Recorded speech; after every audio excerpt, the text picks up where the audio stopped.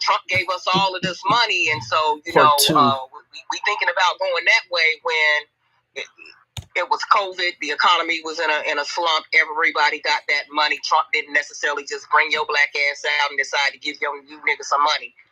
Yeah, them PPP things was flying around, but everybody and their mama was getting that money. That wasn't something that he necessarily wanted to do. It was something that the economy needed to have happen.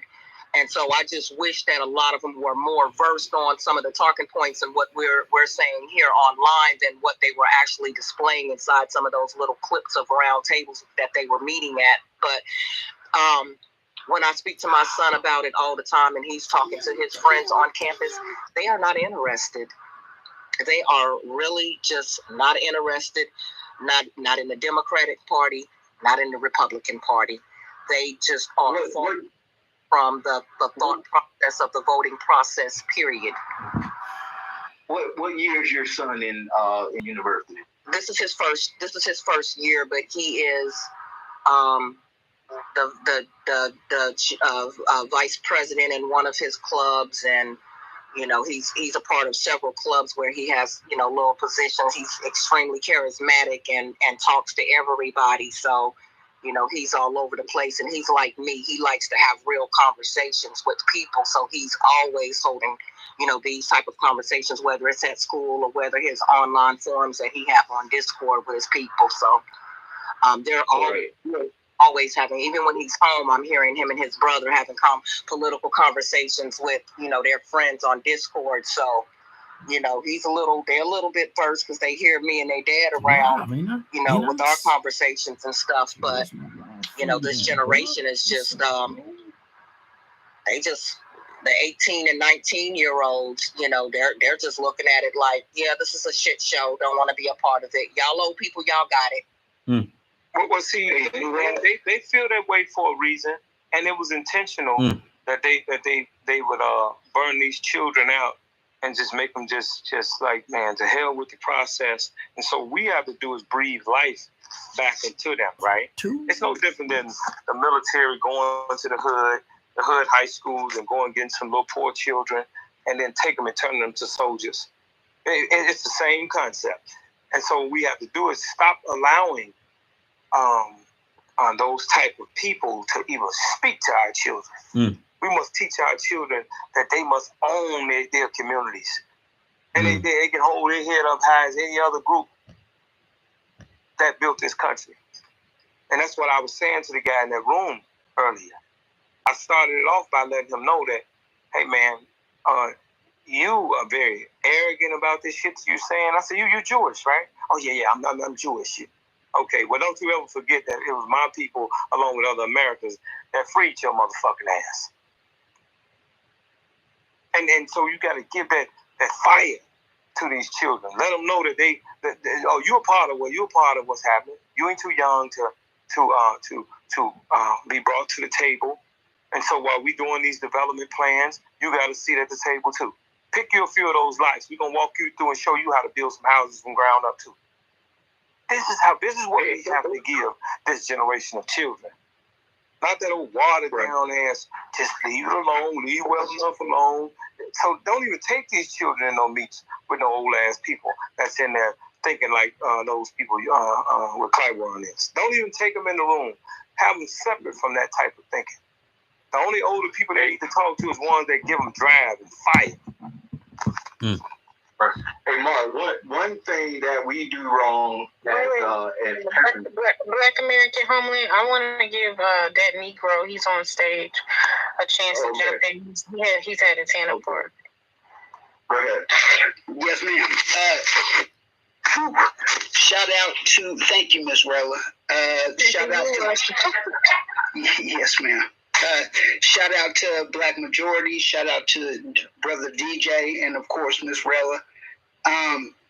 Peace, Power, and Negro Reparations Room, specifically for the Black American Negroes who built this country with slave labor per the land's promise in Special Field Orders 15, January 16th, 1865.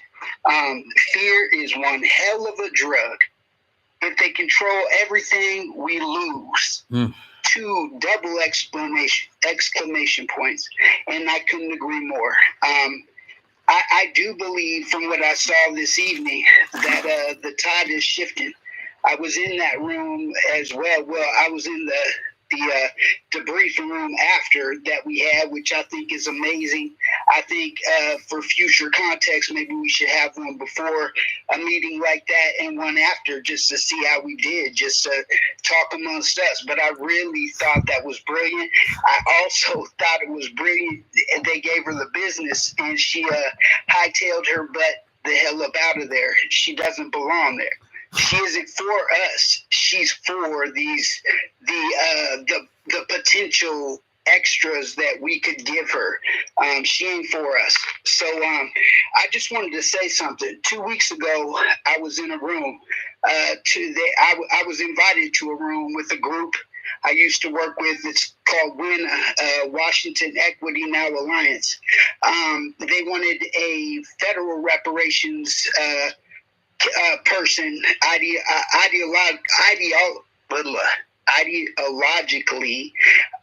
ideologically to step in that room from the federal, and they were doing a state whatever money grab, in my opinion, my personal opinion, from the research I've done. I went in there and I made it a point, because everybody looked full Black American Negro. I made it a point to ask every single one of them, are your parents on both sides? Are they Black American Negro and blah, blah, blah? Every single one of them, besides me, had 2 Black American Negro father, grandmother, grandparents. Both sides were Black American Negro. I'm the only person in there that is biracial. I've been referred to as a mutt. I've been referred to as all these different things, just trying to keep my head down and work hard for our people. Out of all 18 people in that room, I was the only biracial person in there, and all of them were tuning out. So I just want to say, and I want to bring it to all of our attention and make it very clear. It don't matter what a person looks like. Either they are down for us and they mean it, or they're not. So I just wanted to bring that to everyone's attention tonight. I ain't trying to talk a whole bunch. I'm trying to work harder than I talk. But when I hear things coming from our people, and I'm sitting here busting my ass to work hard for us, let's go off people's character, not how they look, not how they sound, not how they move, until they move against our people. So I just wanted to say that. I appreciate the bill, Black Majority, always and forever. Your rooms are nothing but scholarship. You know that's what I like to be around. And I'll yield the mic right there. Thank you again for letting me speak. Thank you. I want to go back a little bit to 2 points. I want to highlight 2 points. So I'll do the last one first. The last one was, I'm not sure who brought it up, but it was the fact. I think it was Miss LaShawn. It was the fact that, and I made a point to post this multiple times, that it seems very apparent that the Democrat Party, the Blue Devils, have decided a long time ago. This has got to go back probably to the 60s or at least the 70s, that they would sell Black women this pipe dream, to use Miss LaShawn's term, and tell them whatever it is that they want to hear, because there is something about and this is going to get into some gender conversation, so just understand this is what it is. I believe that this is a psychological operation where you can manipulate one side of Black America versus the other, because men are analytical thinkers. We want to know the truth. We want the straight up facts, and we want to be able to verify it. And I think that's why they're losing Black male voters, because Black male voters are not just waking up, they're just actually trusting their natural selves more and more and more. And I think the whole, elevation of Black women up was also a part of that psyops. And that, as we saw in the 2020 election, when the Latin actor from that TV show came out and was saying, the Latinas or the Latinos are the reason why Biden won, and they quickly shut her down because they don't want to upset Black women yet. But here's the thing. After this election, there's going to be no need for that. Like, that's over, right? So I asked in that particular post, and I posted it multiple times, like, when are Black women going to have enough of it? Like, when is it going to be enough is enough? Now, that's not something that, as a Black man, necessarily I could go out into the community and talk to like 100 Black women and try to explain why someone telling you what you want to hear over and over and over and over again is not something you should feed into and or want. Because, to be perfectly honest, and I got sisters and I got, female relatives where the relationships that they've been in, that's exactly the dynamics of their relationship. Some abusive guy or a piece of shit who just tells them over and over and over again everything they really want to hear, but doesn't do anything in the real world that actually supports all of the things that they're saying. So that was the one thing. The other thing is, and this is why this is in the title, if they control everything, we lose. Because we regardless of what we want, the reality is what the reality is. So they've been using immigration since 1790, the naturalization law, which stated that it was white people that could be naturalized, and effectively white men in this country, till they started expanding it to all these other groups. So the intention right from the start, the country was founded in 1776, and whatever they did and they created the Constitution a few years later. Well, within a decade, they had already established that they were going to bring more people, essentially white men, into the country and make them citizens, give them all the full rights. So this has always been the plan. This is the way the country has operated. The only difference is they can't get any more poor Europeans, because Europe is having the same population collapse, and they really don't like Eastern Europeans. They like Western Europeans because they're of the same whatever stock, whatever they call it, but they hate the Eastern, the Russians. They hate those people. To be quite honest, they've been fighting wars with them probably since their existence. And so we're in a situation where the law is what it is. Brother Black. See, one thing we must never do is in no form of fashion engage in genderism, right? We know that people like that old dyke from the who worked for CIA with the feminist movement. What's her name? Gloria Steinem. Mm. She said that she was gonna divide up the Black family, right? Yeah. So we must speak as the Black family, because the minute you get off into genderism in any form of fashion, somebody is going to take it a different way. Somebody's going to feel insulted. But J. Edgar Hoover told you the threat. He said the Black family. He didn't say the Black man, the Black woman, the Black child, the gay, the straight. He said the Black family. And so since that's the threat, then we must call on the Black family to move as one.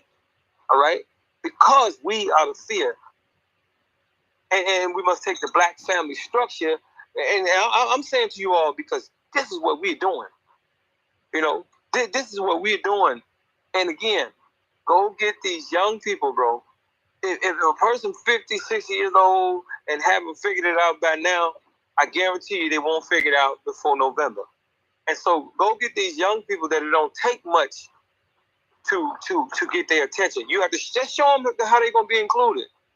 You heard the lady, what she said about her son, what his friends were saying. We had money up under Trump.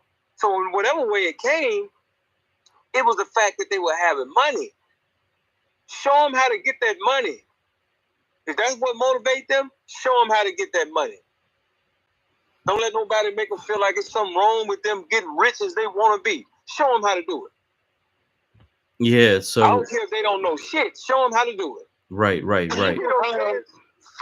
I wanted to actually go back to that point you made in regards to addressing Black women, and it's not to negate Mark's point just now, but it is to really say, there has always been this conversation, especially to our point earlier when we were talking to Duncan about progress. And it goes back to the point I made about even emancipation. People will give us the illusion that progress only has to be one thing or the other. Black women, getting their needs met, whatever it may be, and that somehow the illusion is we can't talk to our Black men about the things that go on with us, the issues that we deal with, and that somehow you guys are incompetent and can't understand, and that's far from the truth. I think that is the other piece that's always that plagued even the ancestors in regards to from the time Ida B. Wells even started the Organization for Black Women, because she realized that there needed to be a space where Black women actually could express the things that were going on with them. It's just that we should have never done it, in my opinion, a separate from Black men. It should have never been that the Black man wasn't the one covering us, and that somehow we needed to go to another group of people, and they somehow be the ones or the arbiters over whatever it is that we were in need of or protection from. That is another, to me, form of manipulation, devastation, because it gave us this space where we had to operate on, well, you're a man, you're a woman, but things that I need, a man don't need. Things that a man need, I don't need. But I do know that we need each other, and that our repair, whatever and however it comes, it has to be that we both understand and stepping in the gap for that. And that is the conversation we also have to make sure that we include, because that gender war stuff, that can't be a cancer that plagues this movement and that plagues people, even the young people moving forward. We got to kill that. That has to die. And that has to be a part of the solution, and us moving forward. Okay, so I'm actually going to take some time to actually make this point very, very plain and very, very hard. I'm reading these headlines. Okay, Black women continue to be Democratic Party's most powerful ally. Black women support the Democrat Party, but does the party support them? Black women lead the Democratic primaries in South Carolina, Nevada, Michigan. This is not just hyperbole. This is not an opinion. This is not me sitting in a room in the dark with candles and creating some narrative out of thin blue air. Black men are leaving the Democrat Party.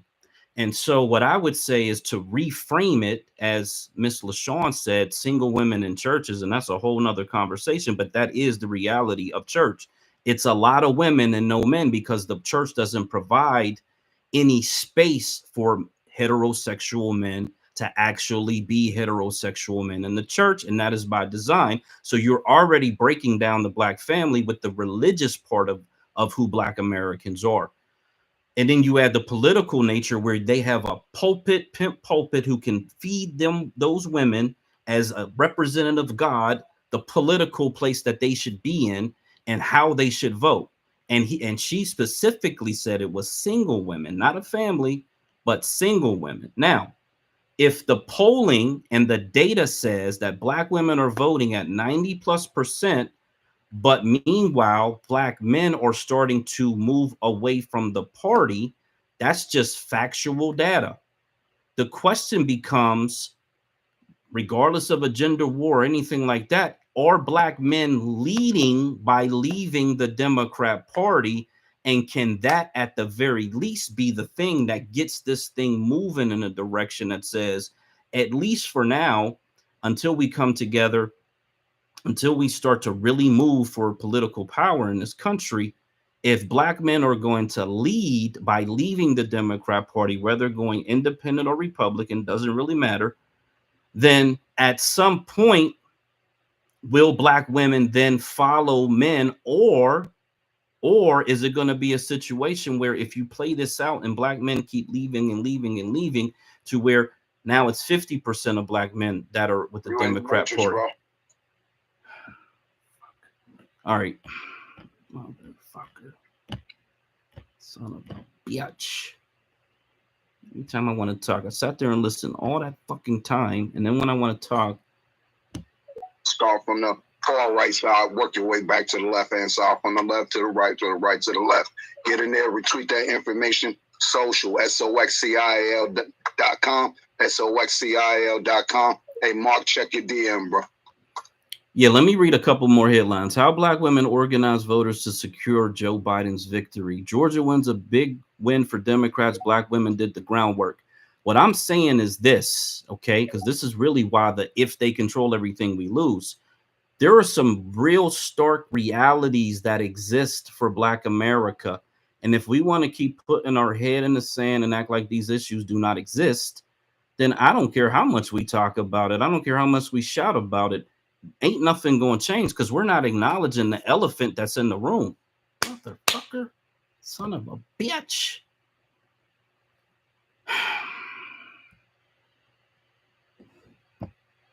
Son of a bitch, bro. Man, that's the second time tonight. So hey, look, that's more the reason. Y'all just saw that right there. Make your account on social, because when Elon ban your black ass, you're gonna be homeless. You know what I'm saying? Straight up. Y'all on social media. You don't want to be homeless. Me teach. Damn, what'd you say, Sister Rella? What'd you say, Rella Sugar? I said, you don't want to be homeless. Yeah, you're gonna be homeless on social media. This is nice. Not only that, but I just came. So look, I just came back in and I could only see my avatar. I couldn't see nobody else in the space. I had to go back out and come back in again. All on that phone. Yeah, I'm on the Wi-Fi and everything. I did the restarts, all that crap. That's the first time I've ever seen it do that. So that was the first part. And actually it led into the second part, which is the fact that the laws are what they are. And we don't have any power to change them at all whatsoever. So we could want foreign people not to be able to get milk and cheese at the grocery store. We could want them not to get in positions of power, but that's not how the country is working.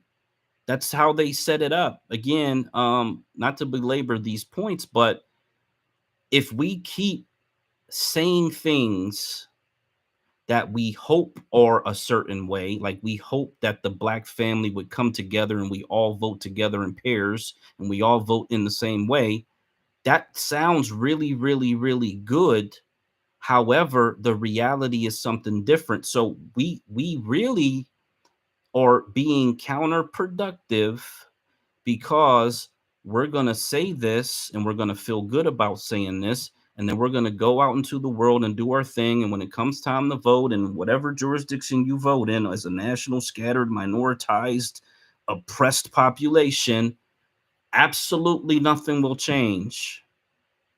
Absolutely nothing will change. And then midterms 2026 will be saying the same thing. The next presidential election 2028 will be saying the same exact thing because we've been doing this already for the past elections, quite literally. I mean, even on this app, sitting and listening and talking about these things, it's been the same conversation. Quite literally, it's been the exact same conversation, and it hasn't changed much at all, to be quite honest. And that is kind of depressing and disappointing.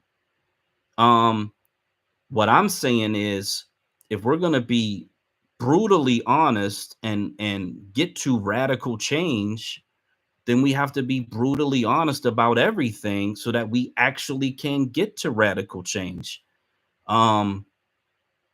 Because me, I've been an independent voter my whole life. I've never been on the red devil, blue devil carousel. I voted either way, depending on what I felt based on whatever I was hearing in the news media and whatever little minor research I may have done.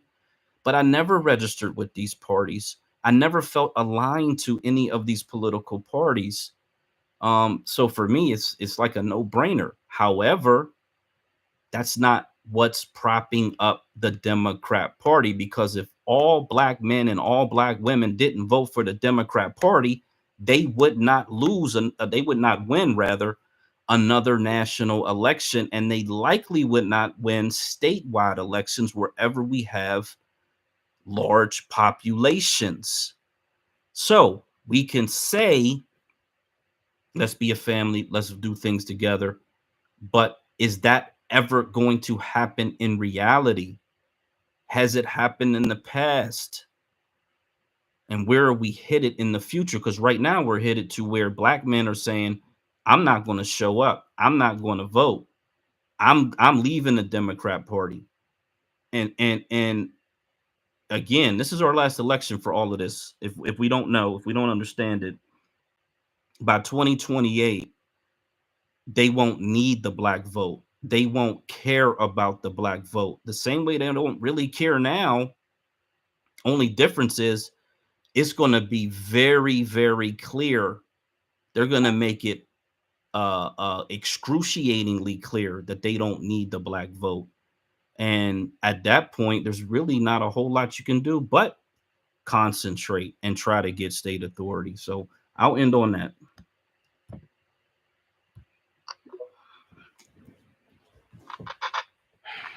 Hey, Black, look, we've been talking about this for almost 3 years, and like you said, it's very, very frustrating, 1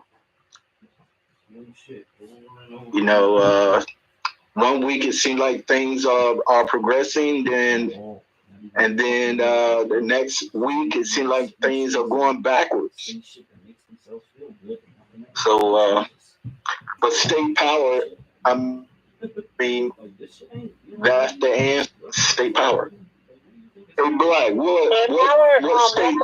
Black American Homeland. How are we measuring progress? Because I don't see things progressing. There has not been anything in any state that has proven a large, monumental, halfway approach to any type of repair towards progress, outside of task force and commissions aside. I'm talking about things that we can all really say that we are benefiting from right now in our prospective states and cities. To me, it's like they're telling us we lucky to just have our freedom, and that's enough progress. That's what I get, and I don't care if it's a Democrat or a Republican, because they both have had control over Congress, Senate, and the House equally. They've in administrations. So if you put somebody in front of me and say, "Hey, I want to run for office," is that progress, or is it really we're having a conversation about how do we actually really get state authority so we can start to see some level of reprieve for ourselves? Right. Hey, Rella, do you think Black Americans have allegiance or loyalty to certain states? Yes. Like, what state do you have the most loyalty to? It would definitely be California, but I would say right now my interest is where I'm at, because this is where my children are. Right. And I've wholeheartedly said that before. So again, even holding myself to that same standard to break through whatever the fear is or whatever it is, even if it is just the kids or whatever it is, how do you push past that to say, okay, well, the future will be a lot better if you are somewhere where the collective is around you and can actually help insulate you, like that village that we always be talking about. To me, that's what, when I think of Black majority state, that's what I think about. That's what I envision happening, that protection, because that's not happening even in my, I guess that was the part where Duncan was talking about he was talking about the content, being content, because it's not really contentment. It's turmoil. It's like your own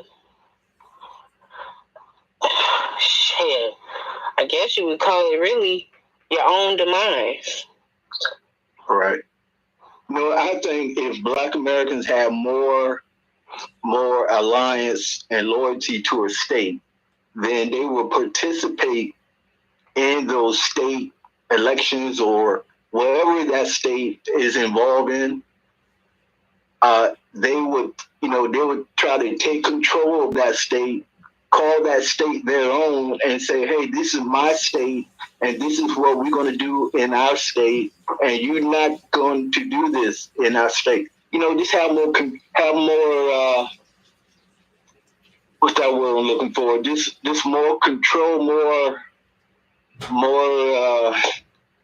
I can't find the word right now, but just more ownership of that state.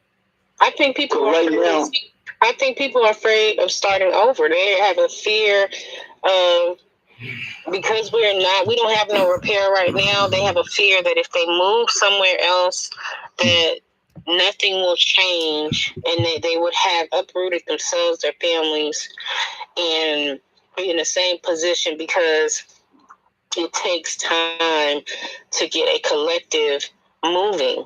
But it's almost as if, like, if you don't move, then again, you're still in the same, you know what I'm saying? You're still in the same turmoil. So I don't know. The decision is going to be how long, and I guess that's what Black's question is. Well, even, to the question about Black women, well, how long do you want to stay in turmoil?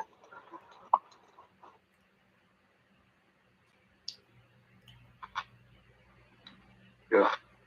Well, my loyalty and alliance is to the state of North Carolina, and I'm pushing for that state to be supermajority Black by in this 2024. I'm thinking in 15 years that state can be supermajority Black. And what I mean by supermajority, I mean at least 60 to 67% Black by 2040 or 2038, 2040. So that's my goal. Let me do this graphic real quick. I'm going to explain it, then I'll post it. It is a map of Black or African American owned businesses in the United States, and they graded from 0% to 7%. I know in Minnesota it was like 1.5%. As I'm looking at this map, it does fall within the 1 to 3% range. So in Georgia, it's 5 to 7%. Now that's one of the highest states, even though we're 33% of the population. DC, it's greater than 7%. Maryland, it looks like it's in the 5 to 7% range. So the southeastern United States, Mississippi, they don't have data. Arkansas, they don't have data, is leaning more towards the higher percentile of Black-owned businesses, right? Because, obviously there's more Black people and a higher percentage of those states' populations. If you get to 60% and you control the government, which legislates and regulates and licenses the businesses, you can double or triple the percentage of Black-owned businesses in those states in a very short period of time, because the policy would dictate that you're going to increase the percentage of businesses by the majority population. It's not even a race-based thing. It's just saying we want the majority of the citizens in the state who vote for the elected officials to actually own the businesses, to actually have contracts with the states or the cities and the counties and the townships. It's a very simple thing. It's not complicated at all. Across the country, they say we got 3%. But if The immigrant population that is melanated is 25% first and second generation, and they're going to move to be 40% at some point in the very near future. It makes sense that that 3% is not all us, because they're getting the loans. They got resources from their home countries. They get into positions where they can elevate themselves in education and politics and in business. And so it could be very much that that 3% of nationwide businesses outside of the southeastern United States are really documenting their businesses, like in New York and Florida and California and Texas and other places like Minnesota and even Michigan for that matter. So if we really want everything to work together and get rid of the fear, because fear is the mind killer, fear is the mind killer, get past that fear and say, look, we're going to move for political reasons because it will eventually affect our economic condition very, very quickly. It'll affect our educational condition very, very quickly. It'll affect our judicial condition. It'll affect every part of our lives and every part of our existence within a very short period of time. If we don't really get on that bandwagon and get on that wave, then we're going to be and Miss Welsing in the space, credit to her because she said it. We're there. You're going to see our pictures and our people in the Smithsonian Museum because we're not going to be here anymore. We're going to be next to extinction, and that could happen in a couple of generations. This is not something that's like 1,000 years out. Just so we understand, there are 5 states where we're not replacing our population. We're having more deaths than births. And there's probably more because a lot of those black births are immigrant populations and they're not actual Black American descendant births. So we don't even actually know the numbers because the data is not disaggregated enough yet. We gotta get on the wave, and again, not everybody's going to do it. Not 100%, not 50%, not 20%. We'll be lucky to get 5%, but that 5% will give us Mississippi, it'll give us Delaware, and if we're moving strategically, we'll be very close to getting Arkansas, with just 5% of the population that doesn't already live in those 3 states.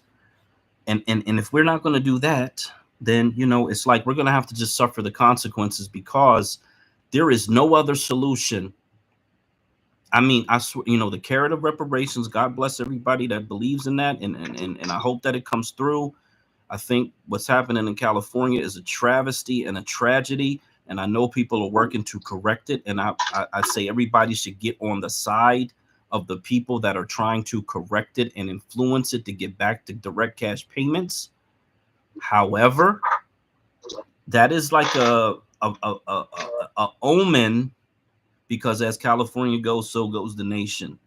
As they always say, it's the largest economy in the country. It's like the 15th largest economy in the world, if not the 10th largest economy in the world.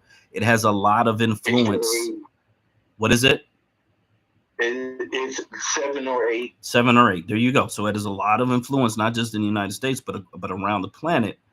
And in my opinion, things should be burning, or cars should be, let's not go that far. Let's just park our cars in the middle of the highway. Let's get 1,000 cars parking on the highway, walk away with the keys, and make sure that there's no gas in the cars, and let them deal with that. And then when they clean that up, let's do it in front of the Capitol building. And when they clean that up, let's do it somewhere else. In other words, we gotta do something to get their attention so they know that we're not just kind of taking a breath, and now that these hearings are no longer going on and we're not having spaces and people are not talking about them, we're looking the other way, that they can just go behind closed doors and do a whole bunch of shady, shifty shit and then come out and say blase, blase, blah, because of this excuse, blah, blah, blah, wah, wah, wah, wah, wah, like Charlie Brown's teacher.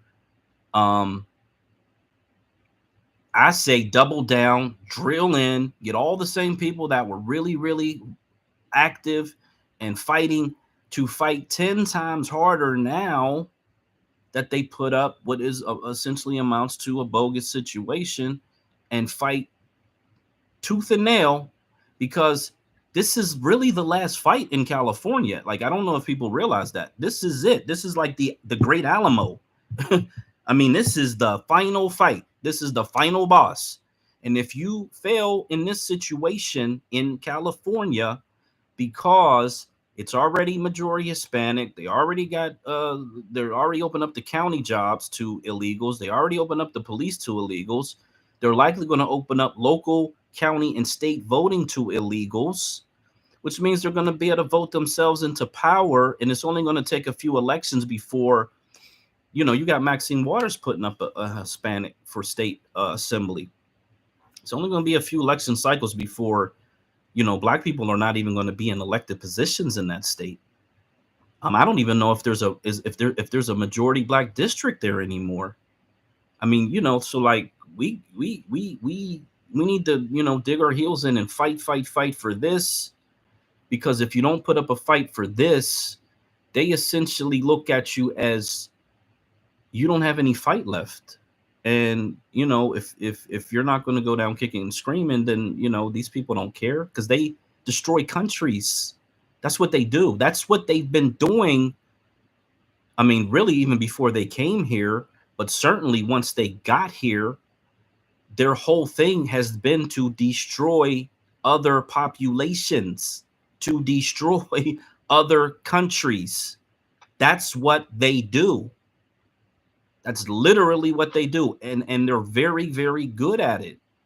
So I don't know. People are afraid. Okay. All right. You know, I mean, the shit is predictable. It's very predictable, you know, and like, we're just like, you know, Dr. Claude Anderson was yelling it for decades, put it in a bunch of books. It's very predictable. It's only going to get worse. Federal government ain't coming to save nobody. You know, so Art, you got it.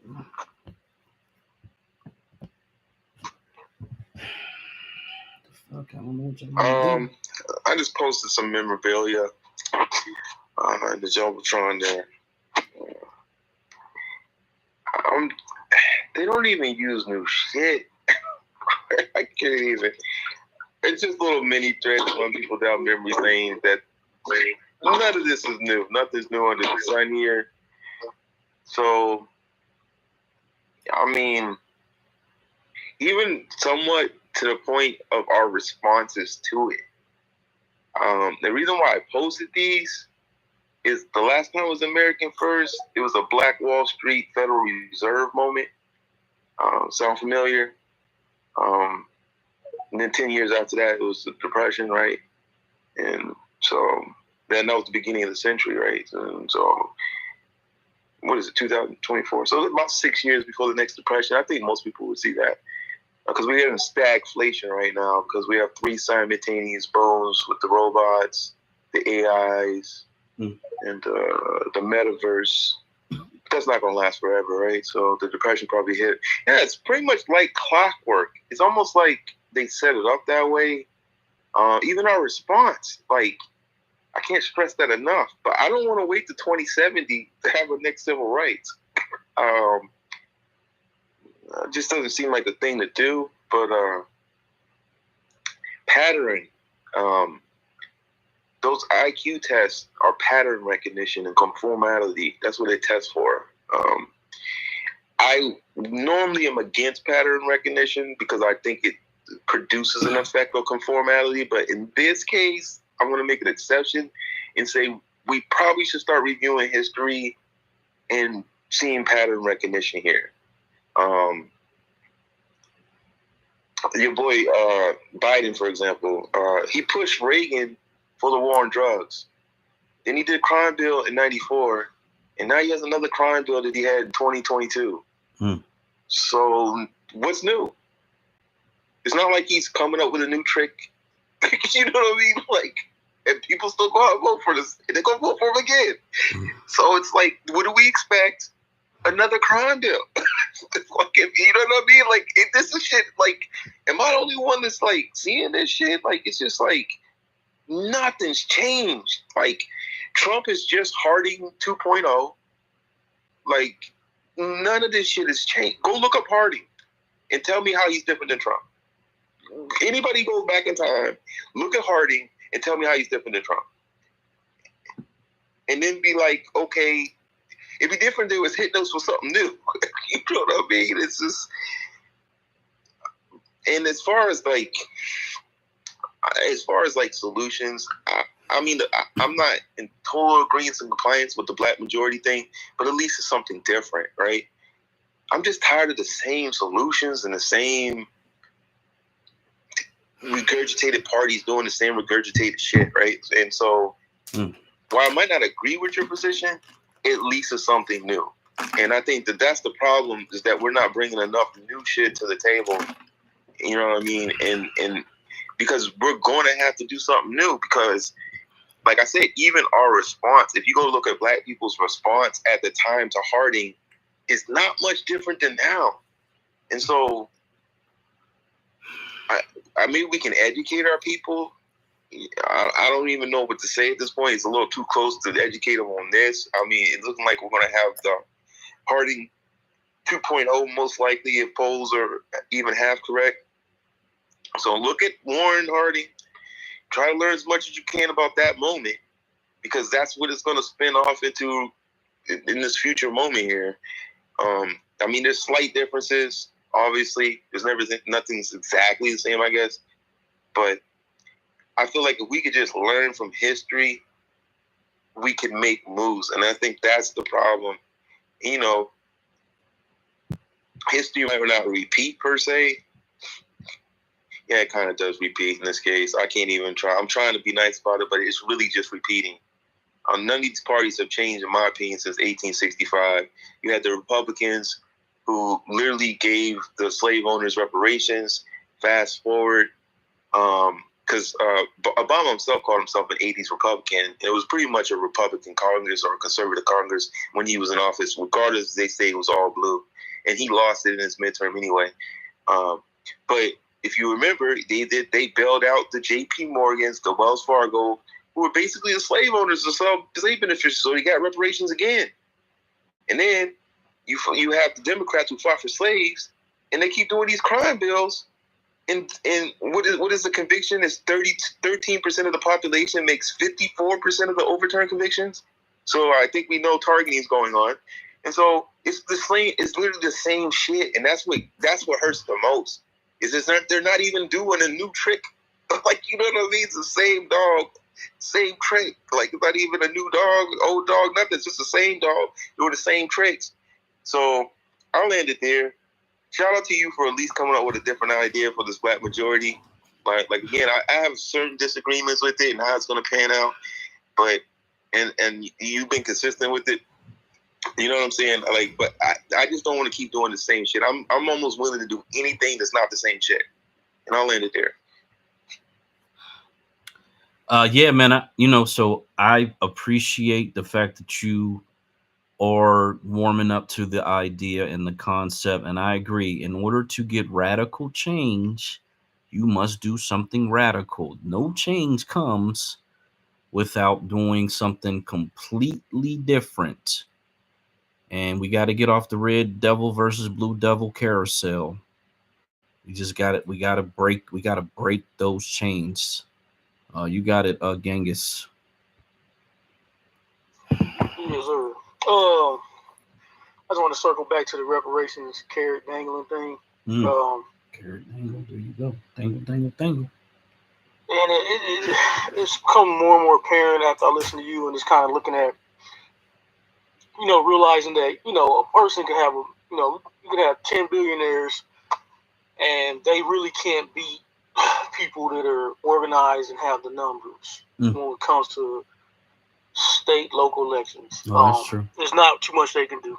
Many commercials they can buy and stuff like that. Candidates they can buy off. As long as you have organized base Forbes and the numbers, that person that has that Bloomberg.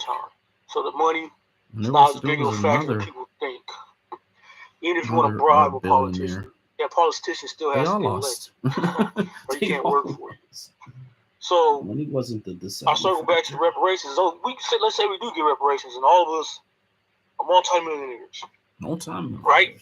And we're living scattered across the country like we can continue to do and insist on doing, and don't seem to show any signs we're not going to do anything different.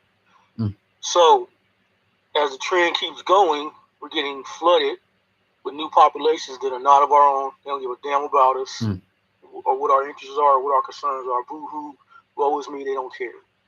That's fine. I don't give a fuck. So their interests, 9 times out of 10, are not going to align with us. Anytime we're going to get outvoted 10-1, especially with these new groups coming in, because we're scattered. We're not concentrated. And we could all be millionaires, and that still ain't going to matter. And we pretty much need to understand and have that conversation more and more. And it's a delicate subject because people are really investing in reparations. I am too, but and you guys know how I feel about reparations. I believe we're going to get it because we're going to get it. We're not going to have it given to us. We're going to get it. And I maintain that stance. And I have a clear understanding how it's going to go about, so I don't lose hope. And I'm not a naysayer for reparations. But people will actually might think that because I say that it's not the be-all, end-all of our quest for empowerment and our rightful position of equity in this country. It is a great thing, but it's pretty much just a subset of tangibles, or getting power. Basically, it's a component of that. But it's a lot of our people that bought into the idea or delude themselves into thinking all we need is reparations and that fixes everything.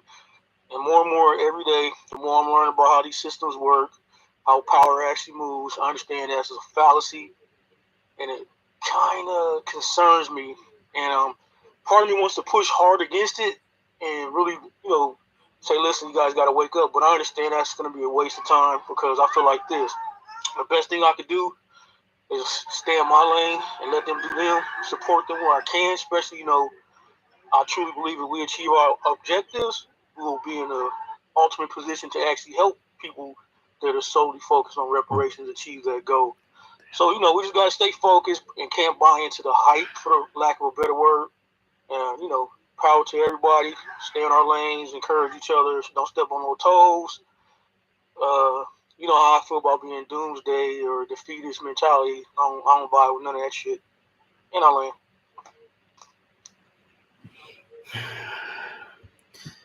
Let me see if it'll let me speak. Of course, the button ain't working. Hello. Oh, damn it. Oh, damn it. Oh, boy. Here we go. Back to connection. Yeah, that was a good thing right there. But, hopefully then y'all can hear me, you know what I mean? And ain't nobody just got quiet. But, the one thing is I want to know is why nobody ever talk about how we getting the word out of what it is we're talking about up here. No, nobody never got a solution, I guess, or whatever for that. Any conversation for that? Everything we're talking up here, how do we get the word out, get it to the church, get it to the Boys and Girls Club, get it to the unions, what we doing? And if anybody want to come up, come on and speak, don't be all down there and chit chat right there, all quiet. I think the best way to get the word out is to actually go out and talk to the people and get in their face. You know what I'm saying? You can see the gleam in their eye. You can see on length, having conversations and talking to people, man. That's the best way. It's all about the ground game when we talk about this political stuff, man. Right. So how are you doing it, though? But how are you doing it? We know that's the game, but how are you doing it? How do you maneuver? What's your hustle? How do you talk to the people? You like, yo, what's up, man? We doing this over here, yo. Pull up. What you doing? Let me answer that. I was waiting. I had this. I guess it was kind of a cop out. I was like, I'll wait till I get to where I'm going before I get it popping. But I don't know if you got a while back. I told you, man, people actually want me to start hosting and doing events for their political efforts, because I've talked to them about the Black Majority State Initiative. We spoke for like 3 hours and they went through. So it's a group. They own a bookstore and a couple other businesses down here, like almost a whole block. And I talked to one of their owners, and he wanted me to come and host events. And he's so enthused. He's like, I'm not going to even charge you, bro. I want you to do this for free.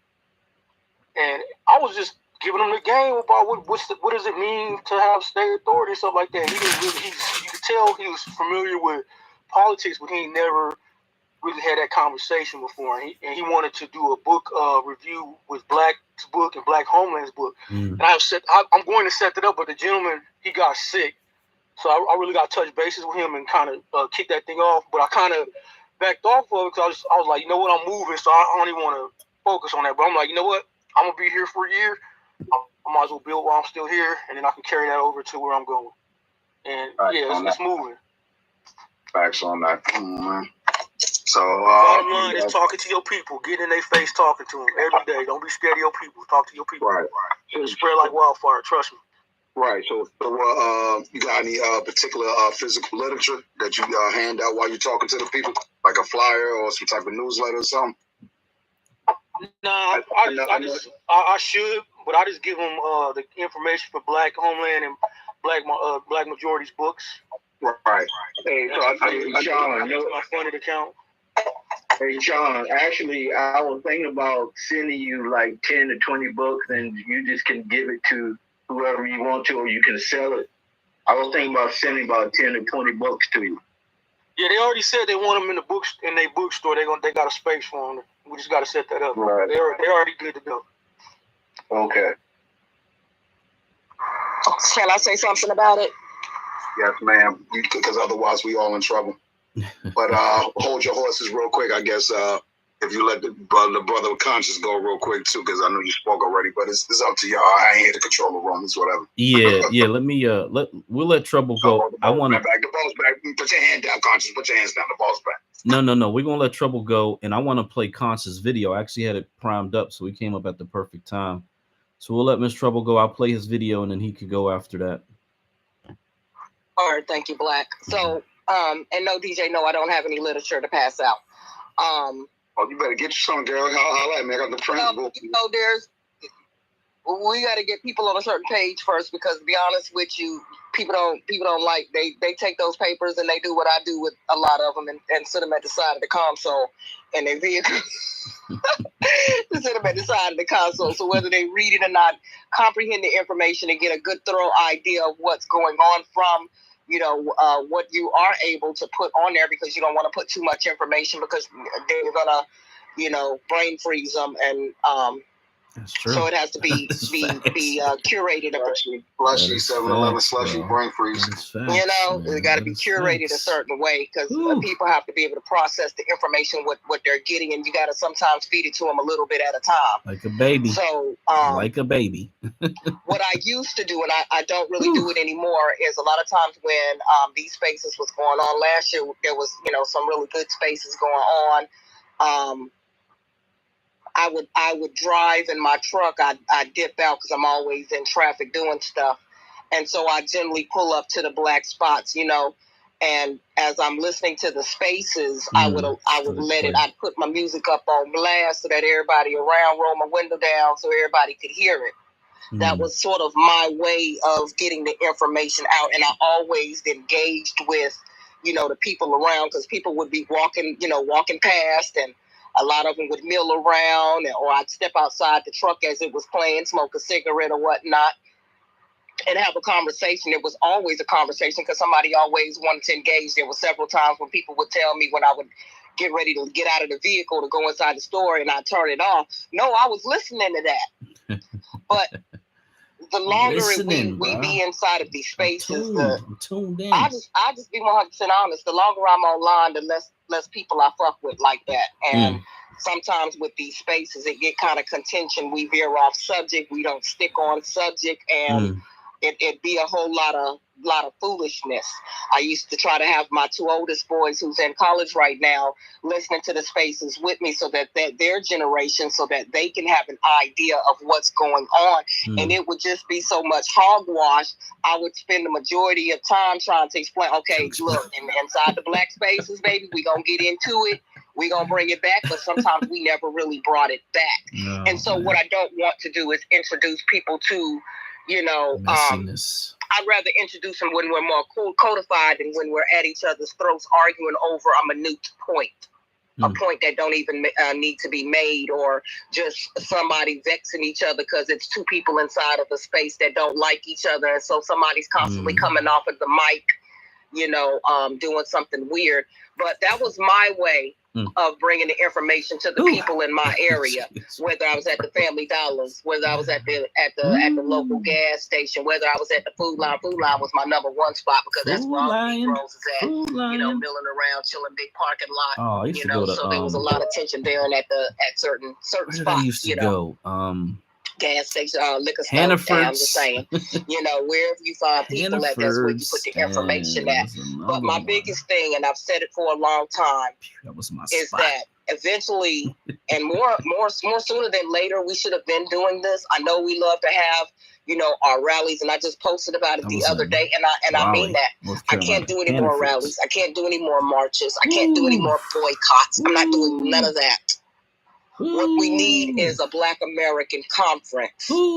We've got to get our people together to put some ching together to go and rent some buildings and select key cities. If not just one city, we still got to do it, at least in one city. But I say we need at least 3 cities to hold these Black American conferences in, get our people up in the club, because right now, and for a long time, we got Black immigrants speaking for us. They cannot speak for us. We've got selected Black leaders speaking for us. Selected. We didn't select them. They were selected by the white majorities to emulate their thoughts. We got all of these people inside of the media who are purporting to speak for us. And so the rest of the country is thinking, oh, well, that's how we all are thinking, because we look on the nightly news, enjoy reading them, and Dr. Johnson and all of these other Black folks we see on the news, 24/7, is saying A, B, and C. And they keep saying it over and over and over again. And then every election cycle, we got these Black immigrants who are acting like Black Americans, who's wagging their fingers in Black people's face. And we got Sassy Martin rolling out here, wagging his fingers and calling us dumb and idiots. And so when you do that to your people, and he has a large following, I see his videos on Facebook all the time when I go over there. Delusional? And people are online, commenting, and they're just, brainwashed-ish a little bit. Because everybody is saying the same thing. They're not saying what we're saying, though. They're saying the complete opposite. So we've got to have a conference where we bring all of these issues that we have been talking about, from how the Black immigrants are cosplaying us and saying, oh, we don't need reparations. You don't qualify. You ain't even part of the conversation. We have the Black Democrat shows that get on TV, and we got these Black people online that are basically Russian bots, and they're talking about immigration. But what we need to focus on is abortions and the medical and so they got the people confused, and you know what happens when the people get confused. Because they're thinking that, okay, well, because even if they start thinking like we're thinking, they got so many Black folks around them, even the leaders in their churches, repeating what the Democrats want them to repeat, because they done got the bag and gone. So if we do not get out in public, hold these conferences, and invite the media, various medias, and let them know what it's about and what's going on, what's going down, we've got to draw that media attention to get them there, so that Black Americans can have their say, so that we can have our voice, because we're not having it in the media any other way on any other day. And the reason why I said we need to do it in more than one city, because it can't be a one-off. We can do it one time, it might get a little media exposure, but then we got short-term memory. So we need to keep repeating this over and over and over a couple of times, at least 3 good times, so that the people understand, okay, they moving from city to city, and this message is getting spread. Okay, I didn't see it when it was when it was happening over in Atlanta, but maybe I'll see it now that it's over here in DC. Now maybe I'll see it now that they over there in Texas, or they're over there in Kansas somewhere doing it. Oh, they going, it hit the news cycle. Because it has to. Because we can't keep allowing people to speak for us who don't speak for us. And so that is my solution. We've got to get our people on board. It's nice to have conferences where we have Kiki Wyatt show up and everything, but what is that doing for the people? No, it's not, because she don't even like black people. I'm sorry. She just said she for all people, and right. We all heard what she said, but the bottom line is, if we can do a conference like that and then get our people galvanized and motivated to go out to something like that, we should be willing, and we should stop at nothing so that we can finally get out there and get our voices heard on a whole nother level and make it international. See if we got we've got a lot of people amongst us who have connections with media.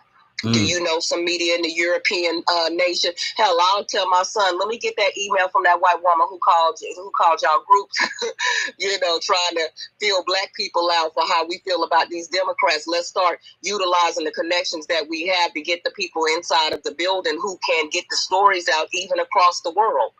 But we got to make it known. We got to make it plain, and it's got to come from us and nobody else. And so that's where I land. That's where I stand. So, do you think that we should have the first conference in Delaware, or should we have, or what do you think? Ain't nobody. If people are willing to go to Delaware, I ain't gonna say ain't nobody coming to Delaware. But if look, it was really nice though. It was actually really nice. And you got to need to have it in a major city, at least the first one, and city where black folks are even if they're not in the same city, they would be willing to travel to. So the middle of somewhere close to the middle of the United States-ish would be one of the best places. I think maybe Georgia or Atlanta or somewhere in Texas or something that's in the middle that doesn't take too long to travel from either side would be one of the better places, because there would be a bunch of different hotels that people could stay in. You don't want to have it in a small, super small state where the accommodations are minimal, and there's parking there's just a lot to think about, but not really a whole lot to think about. It needs to be in an area full of black folks who are there already, and then you could get the word out about black majority state and migrating to these black areas and filling it up with. We got to hit on a lot of points. There's so many different things that we talk about in these spaces that pertain to just us and our survival. The genocide of our people, the ethnocide of our people, the erasure, how they're erasing us through claiming what's ours is theirs. There's so many different topics that we need to hit on, and it needs to come from us rather than somebody like Busta Rhymes and Fat Joe getting up there telling their side of the story, or some other entertainer, or what Morgan Freeman said, we need to stop talking about race. They got these selected people that speaking for us. So when are we going to speak for ourselves? And I think that this is one of the best ways to let it be known and to get it done. We just got to get people with big platforms who are amongst us who could do it to at least initiate that thought out there. And then have some type of fund starter or something so that we can rent the venue, so that the persons with the big venues, with the big names, don't feel like we're expecting them to come out of pocket for these things, because everything that needs to be done, it's going to cost a little bit of change.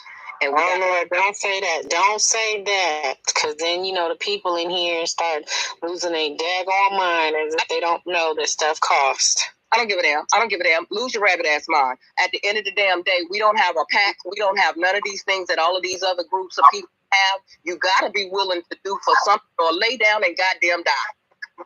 Lay down and shut the fuck up. Because you got to stop talking about the shit and at some point in time start being about the shit. So if you worrying about, oh, well, I want to give my $5 because I don't know what that nigga going to do with that $5, but then you take $5 and you buy a scratch-off ticket and you ain't even win your money back. Shut the whole hell up. I don't want to hear that. Ain't nobody asking everybody to give up $1,500 and $200. If you got $1, get that up. You can lose a damn dollar. I'm looking for my dollar I had lost the other day. I want my damn dollar. You know what I'm saying? I don't like losing no money. I don't like wasting no money. And when I get in the cashier, oh, ma'am, you got 2 cents. You know, what you close the register for? Give me my 2 cents. You know, so we waste money all the time. And it ain't even about wasting money. It's about putting our money where our mouths are at. Or we're just talking. It's an investment. We're just dreaming. We're just here. And I don't know about y'all, but I'm tired of feeling like we just here waiting for a motherfucker to come and slaughter our asses. And then later on, when we see our people dying in the damn street with the blood rolling, then say, well, damn, we should have, we could have, we woulda, shoulda, woulda, coulda, my ass. We're telling you now what needs to be done. And it seemed like we some zombies. A lot of us are some zombies. We don't really get it. We're just the walking goddamn dead. So it's time. It's time to make some moves, and it's time to put your action where your mind is at. It's not enough to, like my sister told me before she passed away. It's not enough to survive. You gotta find a way to goddamn live, and that's just it. Next. Yeah, before you go, let me do some data on the Delaware situation. Now, I know how New York is, I know how New Jersey is, I know how DC is, but here is the numbers, because most people don't actually realize from DC to New York is about a 2-hour trip. This is one of the most concentrated corridors in the country. There's over 100 million people that live just a few miles from Wilmington, Delaware. In this corridor of the black population, again, it's not disaggregated, so we don't know what the true numbers are, but there are 7 million Black Americans, or at least Black people, that live between DC, Philadelphia, and New York, which are the 3 largest population centers. There are a multitude of radio stations. There's so much infrastructure in that general area, and Delaware only needs a couple 100,000 of us to move there. So in terms of a convention or anything like that, it is ripe if the infrastructure, the will, and yes, some money is involved to get enough people to show up. And actually, I think it's a great idea to try to put something together, you know, once you're there and established, because you're pulling from like 4 or 5. You got Baltimore's right there. That doesn't even pop up here really. You got all these major metropolitan areas that got a lot of our people living in it, and it is ripe for something like that to happen. I don't think people know how concentrated of an area it is, but let me play this outlaw video and then he can go next. California is now the first state to introduce reparations bills aimed at compensating African Americans over systemic racism. Tonight, St. Louis is looking to do something similar. Justin Andrews heard from the commission making those recommendations. Justin? Yeah, Corey, the commission chair telling me tonight the reason why is to allow them to put together a more robust report when it comes to strong public comment. That request letter also asked Mayor Jones for funds to make sure the commission has the proper resources to ensure proposals and drafts reach the community. I'm very pleased that we got an extension so we can cover this. Michael Gregory lives in North County and is glad the extension is granted, but thought something was missing from the proposal. And it has to have a cash payment component. Wednesday, Gregory and dozens of others attended St. Louis City's Reparations Commission meeting. The group discussed the proposal, focusing on issues ranging from education to public health and housing. Carmen Long lives in the city. Central West End looked like heaven. And then when you cross over Delmore, you look like hell to me because it's all trash, dumpster, and it's just vacant buildings. Long says Black people have had a hard time trying to get resources to have a home. Recently on the news, Webster Groves residents found out some of them still have restrictive covenants. Last week, First Alert 4 introduced you to a student who uncovered racist language in thousands of St. Louis area property deeds. In the group's findings on Wednesday, it showed historic inequalities in home loans, school closures, life expectancies, and health. Of the disparities found in primarily Black zip codes in North City and North County. Boy, we are divided. I'm not getting it. Kayla Reed, the commission chair, along with 7 others, are working on recommendations to repair the racial harms. We're going to continue to investigate that as we write this report. Reed tells me your input is the only way they'll be able to draft a robust report. The final draft is now due in September, although the commission plans to have a draft to the public in the summer. We're going to be looking at direct payments. We're going to be looking at programs. We're going to be looking at policy changes. And Gora, we know the next meeting is February 26th. At that meeting, I'm told Mayor Jones will be presenting. Again, tonight was to simply introduce the proposals. So now the board will take what the public said and fine tune it. Back over to you. All right, Justin, thanks for that update. California is now the first. Okay, you got it. Conscious Outlaw. Yes, thank you very much. So that was me speaking at the reparations. Michael Gregory, y'all know my government name now. Me and my brother Mortal have been pushing the needle, and they were not trying to do direct cash payments, but over the last almost whole year, we beat the drum of lineage-based cash payments. And we have finally, what happened was Wednesday, the chairman, she came in with a Narc and Cobra reparations plan, and I immediately rebutted it and jumped all over it, and I didn't know what the local news station happened to be there, and they covered it. And so now they gave us an extension because it's a political season here. The mayor's up for re-election next year. Cori Bush is up for re-election. She's getting attacked by, and I'm not a fan of her per se, but it's a political hotbed here. And it's kind of a good segue because Trouble was saying, like, we need to have a place that's centralized. St. Louis is centralized. 4 hours from Memphis, 4 hours from Chicago, 4 hours from 2 hours from Nashville, all of those places. And when she was talking about, getting active, and that's exactly what me and my brother have been doing. We've been getting active, but we had to push it all the way to this point to where we finally got media exposure just this last week. And we actually have, I'm in contact with a political PAC, Blood PAC, out of Texas. I've tried to get her to come into the room. So we have all of the apparatuses, and I also have a website that's that has all of the everything. I'm with Funded Socially too. I have a website with all of the information, and so we have to galvanize in a way. We have to get the money together. We have to get the word out because most people don't even know about it. They tried to sweep it under the rug. The mayor signed an executive order for our reparations commission, which is vastly different.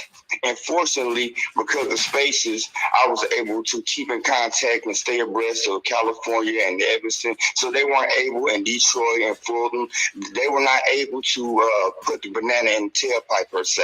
They weren't able to try to do the same old trick and think that we don't know and we're not on top of what they're trying to do, which is give out programs and call it reparations. And I made it a point in my statement, they didn't say it there, but I put it in Jumbotron, that they gave Japanese Americans cash payments inside their reparations. So we're pushing it to a point to where they're going to have to do they need to know that the grassroots is combined, that we actually speak with one voice and they can't do anything. And unfortunately, California, they didn't get their cash payments pushed over. But we are still working on ours, so it's a possibility that we could be the first state to actually get the cash payments because it's a city reparations, but it's gonna go to the politicians after September. They're going to stop taking public statements probably around right after Juneteenth. and they're gonna give it back to us to critique it and send it back to them, and they're gonna send their final draft to the board of aldermen and the mayor. And what's going to happen is it's going to get political right then and there, and so they're going to use it as a carrot. The aldermen and the mayor, all of those that are up for election, they're going to use that to say, look, keep us in power so we can get this done, because it's an executive order, and if we don't stay in there, the next administration can just wipe it out, which is very true. So we have to get the galvanization, like I said, get on the ground game. I worked on political campaigns. I installed an Auburn here. I've been on my thing, but it's only so much that me and my one brother can do. And we actually just now started getting support, but anyone could go to my .com, go to Funded Socially, contactalumni.com, go to Funded Socially. We have to have some type of way to have the same voice so that they know that even if I'm in St. Louis, someone else is in Detroit, someone else is in New Jersey, but we all speaking the same, they know they can't get it over on us, and they're going to have to do something. Because, like you said, fear is a hell of a drug. If they control everything, we lose. We got to let them know they're not going to control the conversation. They're not going to tell us what they're going to give us. They're not going to tell us what's good for us. I've been beating the drum. Just give me my money and let me rehabilitate myself. Let me invest in myself. Give me the money, give me the land, and I will do what I need to do. I will practice self-determination. So with that being said, I thank you for letting me speak, but we need a lot of support here in the middle. This is a red state, but it's a blue city. And they have they've been sneakily popping up these reparations conferences all over the country. It's one in Kansas City. We're not hearing a lot about it. We don't know what they're doing up there, but they're trying to see what they can get away with. They're trying to see what they can get. What can they give us to make us shut up? Because it's becoming a conversation that's getting everywhere. It's going to start rolling off politicians' lips. They've been scared to touch it, but now it's getting to the point to where they're going to have to talk about it.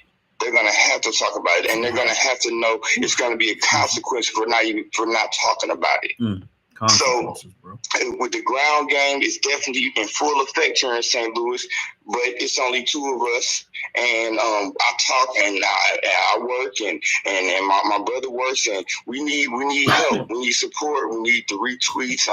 I'm trying to put together some flyers. I need 50 people. I need people to contact their family members, somebody that's within 2 hours or 4 hours of St. Louis. Come to the next one where the mayor's there, or come to the one that's in March. Let people know that it's a lot of us that think like this, and they're not just going to get over. They're not just going to give us anything. They're not good. And Dred Scott, well, that decision was here. This is a political hotbed. We're called the bellwether state. Out of the last, I guess, maybe 7 presidential campaigns, whatever president that took the state won. I think Obama never carried Missouri. I think he was an exception. But we right here by Chicago. We right here. We have a very interesting situation where Highway 70 goes from coast to coast and it comes straight through St. Louis. You can get on Highway 70 and ride straight up to Baltimore and don't have to get off the highway at all. So we have to get together. We have to have this one mind, and it would be great for us to get together. But if we are not together, but we're doing the same thing in our different separate places, we can get some things done. So, with that being said, thank y'all for letting me speak. Retweet out that video. I had no idea that I was covered in the news. We've been doing this for months, and I was just doing my duty. And next thing I know, I'm starting to see people show me the video. I'm like, whoa, I was on the news. I don't even watch TV. I was like, oh, okay. You know what I'm saying? They paying attention. So now that they paying attention, now that we got their ear, now they know there's going to be some consequences. Now they know they can't just give us programs. We got to take advantage. We got to catch lightning in a bottle. We got to let them know that we're going to get this. We have an immigrant problem here too. They shipping in Ukrainians. They shipping in Mexicans. Been flying coming over here, and they're trying. Yeah, they're trying. The Palestinians are deeply entrenched So they took out politicians in my city. So this is a major war. This is where all hands got to be on deck, and everybody had to have that same mind frame, and the communication had to be there. We don't have to like each other. We don't have to get along with each other, but we all know that the main thing is the main thing. If we get our repair, or if we push them to the point to where they have to listen to us, even that, we can start pushing the needle, and we won't lose everything. Our land. Ooh, man, salute. All you can do is salute people that are out there, showing up to the meetings, getting engaged, getting involved, speaking the power. I'm trying to think if there's anybody that we talk to regularly in that general area. But certainly call to action. If you put up any call to actions, I'll repost it as often as I can. Just keep sending them to me, and hopefully we can get other folks like News Toter and other people with large followers to help push it as well. As you said, with them taking cash off the table in California, you do need other reparations initiatives to actually have cash to at least put it on the table. I mean, at the very least, because these demons, these devils, red devils, blue devils, if they find a way out, if they find an escape hatch, they're going to take it and they're going to run with it. So maybe, and I don't know if anybody in here is in touch with the organizations that are involved in some of these other reparations movements. If they could, if you are and you know people and they can reach out and help Conscious and his people in whatever way that they can, that would be a great thing as well, because at this point, to be quite honest, the conference that Miss Trouble was talking about is very important, and I would second and third that. But at the same time, trying to salvage these reparations actions in all these different areas of the country, motherfucker, holy shit, bro. Oh man, this shit is sad, bro. There's some sad shit, man. This shit really pisses me off. Social. You always talking about somebody's phone. You always know it's damn face. Hey, look. Listen, sister, it's okay. You know what I mean? I'm allowed to do this. Push off on ones. You feel what I'm saying?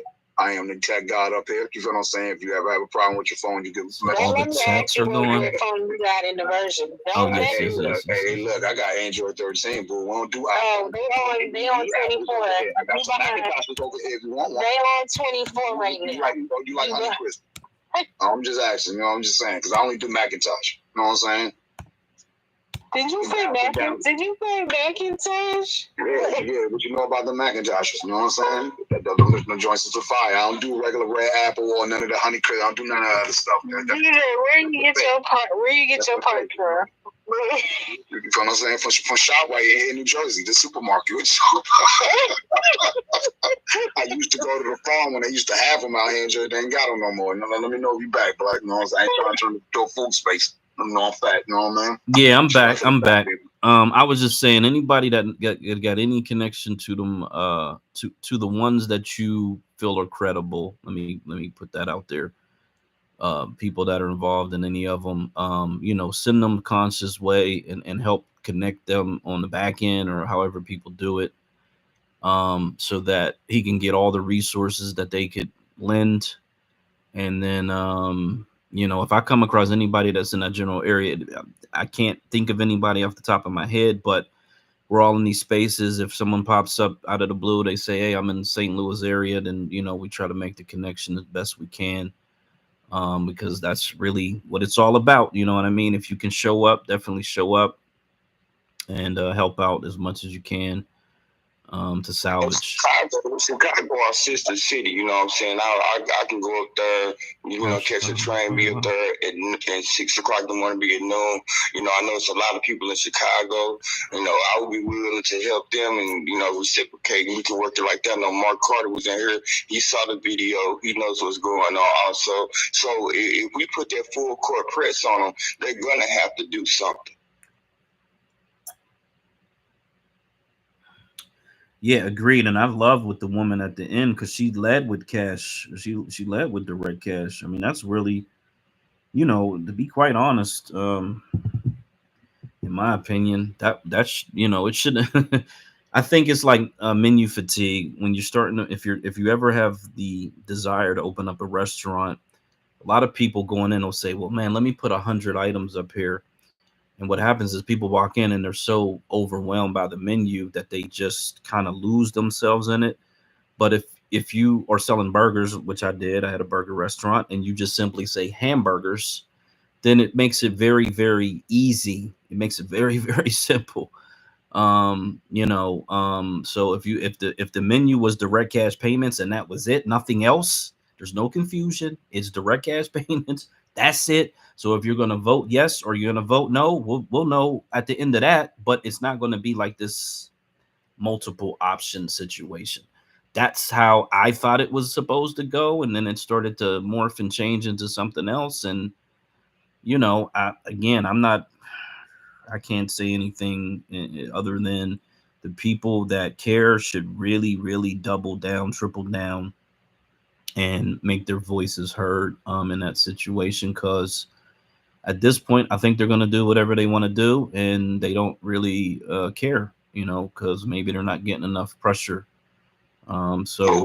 One more thing, Gary. That lady that said the cash payments, that's actually the chair of the commission, and that's the first time she actually acknowledged that she's going to have to do that. We pressed her into a corner where she has to do that because she actually has an offshoot organization called Action St. Louis, which is a remix of Black Lives Matter. So she was handpicked to be that chair to just give us, some McDonald's chips, McDonald's French fries for reparations, and we pushed her into the corner where she had to acknowledge it. So so she mentioned it, but she mentioned it because we forced her hand. Yeah, because like Trump said in 2020, what do you have to lose? Like if your goal was direct cash payments and that's the only thing that you are willing to sit down and talk about and negotiate, whatever it is, then all that other stuff doesn't even matter. It becomes irrelevant. It's like, boom, direct cash payments. This is the conversation. This is reparations. All that other stuff doesn't matter. And let's focus in on this. And then if they say no, then they say no. And from that point on that it's just going to be a no. If they say yes, then you move forward with that part. And I think that,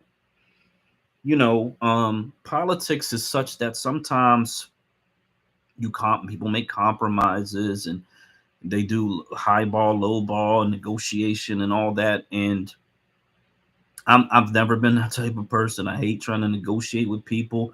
Just give me your most upfront price. If I can afford it, I can afford it. If I can't, I can't. And I'll figure it out. Is how I navigate my life. If I got to buy something used, if I got to buy used tires, I'll buy used tires. It's not a big deal for me. You know what I'm saying? It's a used vehicle at this point. So I just think giving people a way out sometimes gives people a way out. And maybe we can learn from lessons, and maybe we can salvage situations and show that we are able to, win in the fourth quarter, if you will. But we got to get something on the board, because I don't think there's anything on the board from what I can tell. I don't think anybody's gotten a check yet. So, if there's ever any hopes of getting to that federal thing, in my opinion, you got to start putting stuff on the board, because Arthur Ward, who's in Chicago, posted that Cam Howard is supposed to be on, I think, that LA radio station, WBLS, and that he felt like they were trying to get rid of direct cash payments so they can send the money to Africa so that Africans can distribute Black American reparations. That's insane. But it's not insane in the Biden reality, because that's what they're all about, this African initiative. They're all about that. They're all about trying to put those people over us. So, there's a lot going on. People who are in the reparations movement, I hope you're paying attention. I hope you're tapped in with those people and know what's going on and all the moving parts in it, because that would be a whole tragedy. To me, that would be something worth going to war for, to be quite honest. So, just pay attention. Genghis, you got it. Hey, just a quick black homeland, you guys. Saturday's a good time for y'all. Hey, your phone low, man. Get off your headset. Was that my phone? No, it is low. It's your Macintosh. It's your Macintosh. I'm just joking. Yeah, it's that old 1984 IBM. I'm in my trouble. I'm in trouble. I got some computers on over here. I'm running off the same Wi-Fi. You said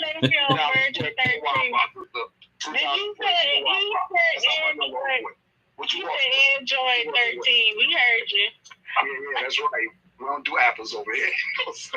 They only 20. I still got my iPods though. Know what I'm saying? Can y'all hear me now? Yeah, we hear you now. My bad, y'all. I had my earphones on. Forgot about it. I was asking Black majority and Black homeland, is Saturday a good time for y'all to do a Q&A? Can y'all give me some good dates or days of the week where y'all both might be available?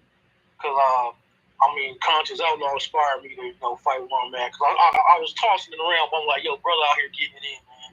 He doing what he got to do. So I got to get out here and do what I got to do. If y'all got, is Saturday a good day for y'all? Let's find a day, because before I wasn't available on Saturdays, but now I cleared up my schedule and I'm able to do Saturdays. Is that a good day for y'all? Yes, Saturday after, I'd say 1 p.m. Possibly would be good for me. That's East Coast time. 1 p.m. East Coast time for sure. I'll try to set something up. I'm looking like a month out because I got to reestablish my contact with the gentleman. He's been sick, and I've spoken with him since that day. But we do follow each other on Instagram. I've been keeping up with him on Instagram. And I am in contact with the other owners of the facility. So I'm going to have to set something up. So give me about a month, maybe a month and a half, and we'll set some dates and we'll get it going. The whole idea they wanted was a Q&A with you guys about the concept of your books. And we'll go from there. Conscious, brother, appreciate it. You inspired me.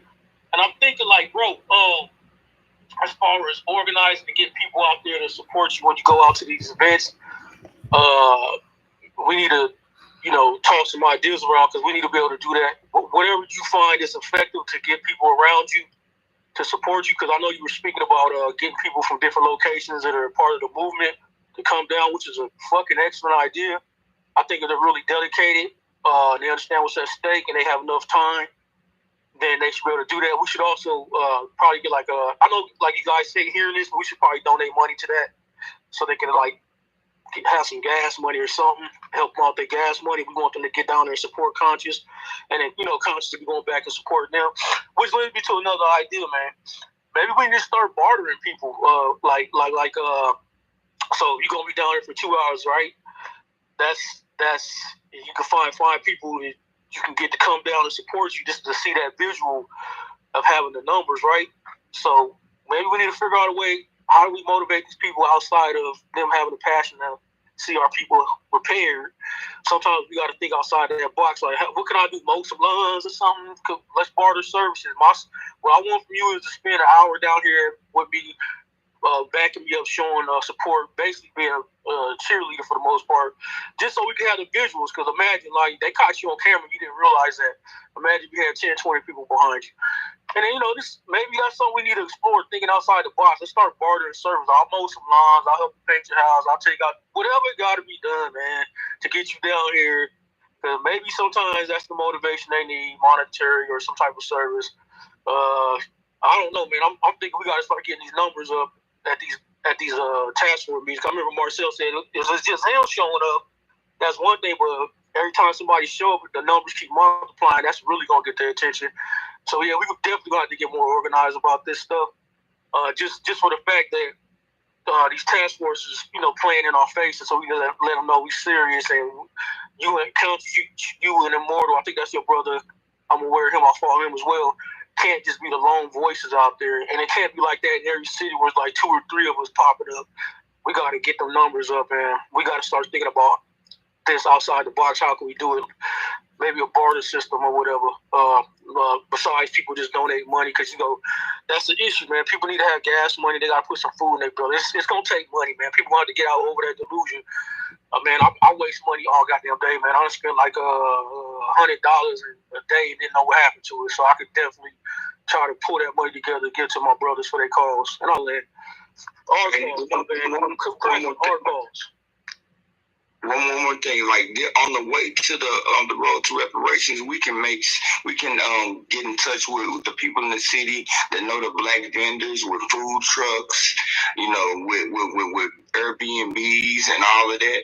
And if we galvanize like that, we all don't have to just look for the end goal of reparations. We all can enrich ourselves in the process in a good way. Galvanize and have resources that will and make the process much easier for everybody. Because if I got a food truck and I say, I can just get it to Chicago with my food truck and pull up, and I got all these other people, and I can donate some plates, or I can make a little bit of money, or like I said, I know people with Airbnbs, Black Americans with Airbnbs. They can come stay there for the night, and we all can work together to where that we all are winning while we're trying to win the war. We win little battles, and then we'll win the war.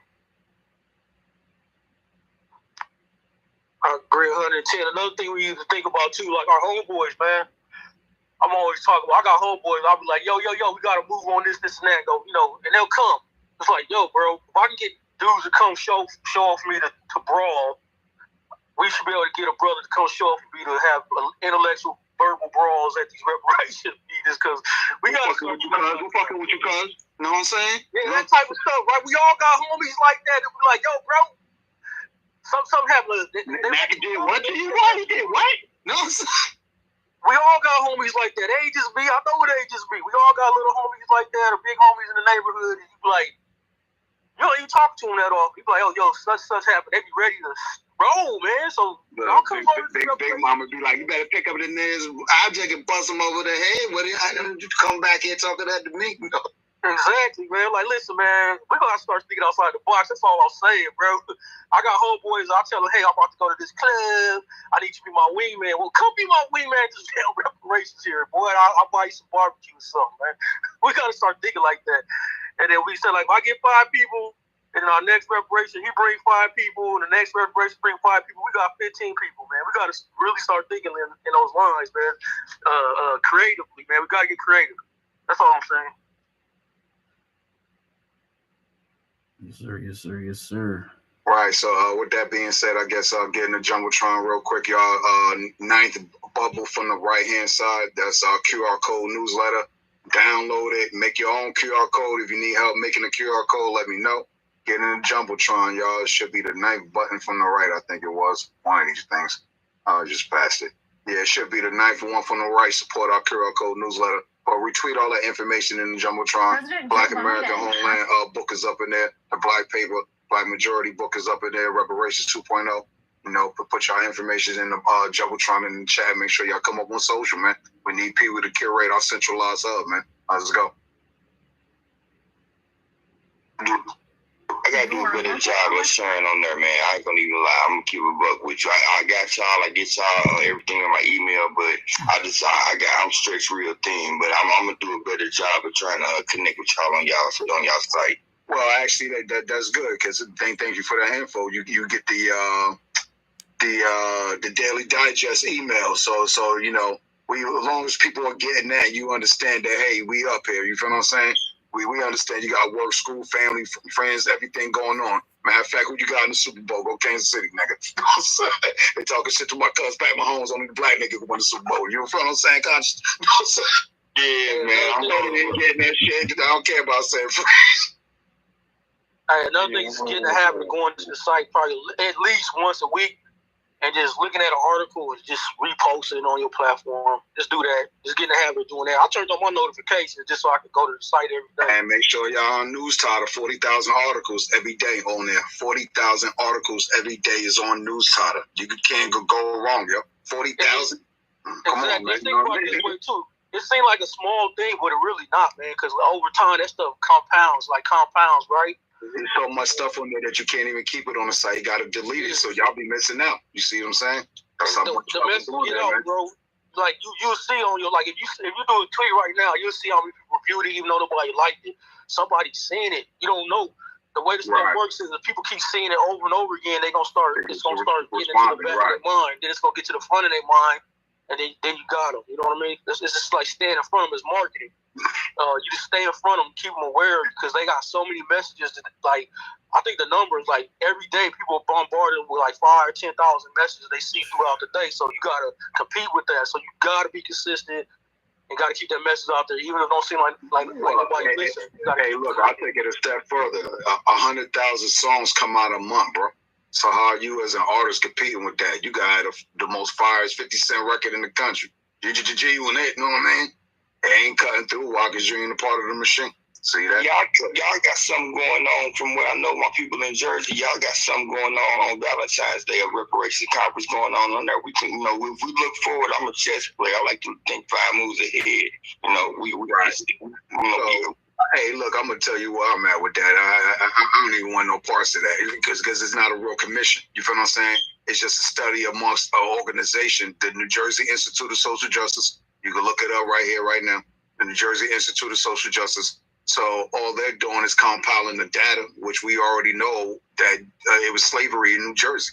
The slaves came through right here to the port of Perth Amboy. That's been Hispanic, Indian, and all this other shit for so long now. But black folks used to come through there and was sold off. You feel what I'm saying? Let's not talk about the state capital, Trenton. That's slave central. You know what I mean? South Jersey got so much evil history, man. This is why I know New York and Philly, Pennsylvania, and Boston or whatever, Massachusetts or whatever, got all they, Jim Crow issues. But Jersey, man, listen, this Jim Crow of the North cousin, man, we set that war off, in my opinion, the Civil War, to say, oh, hell no, if I can't get money, you can't either, South.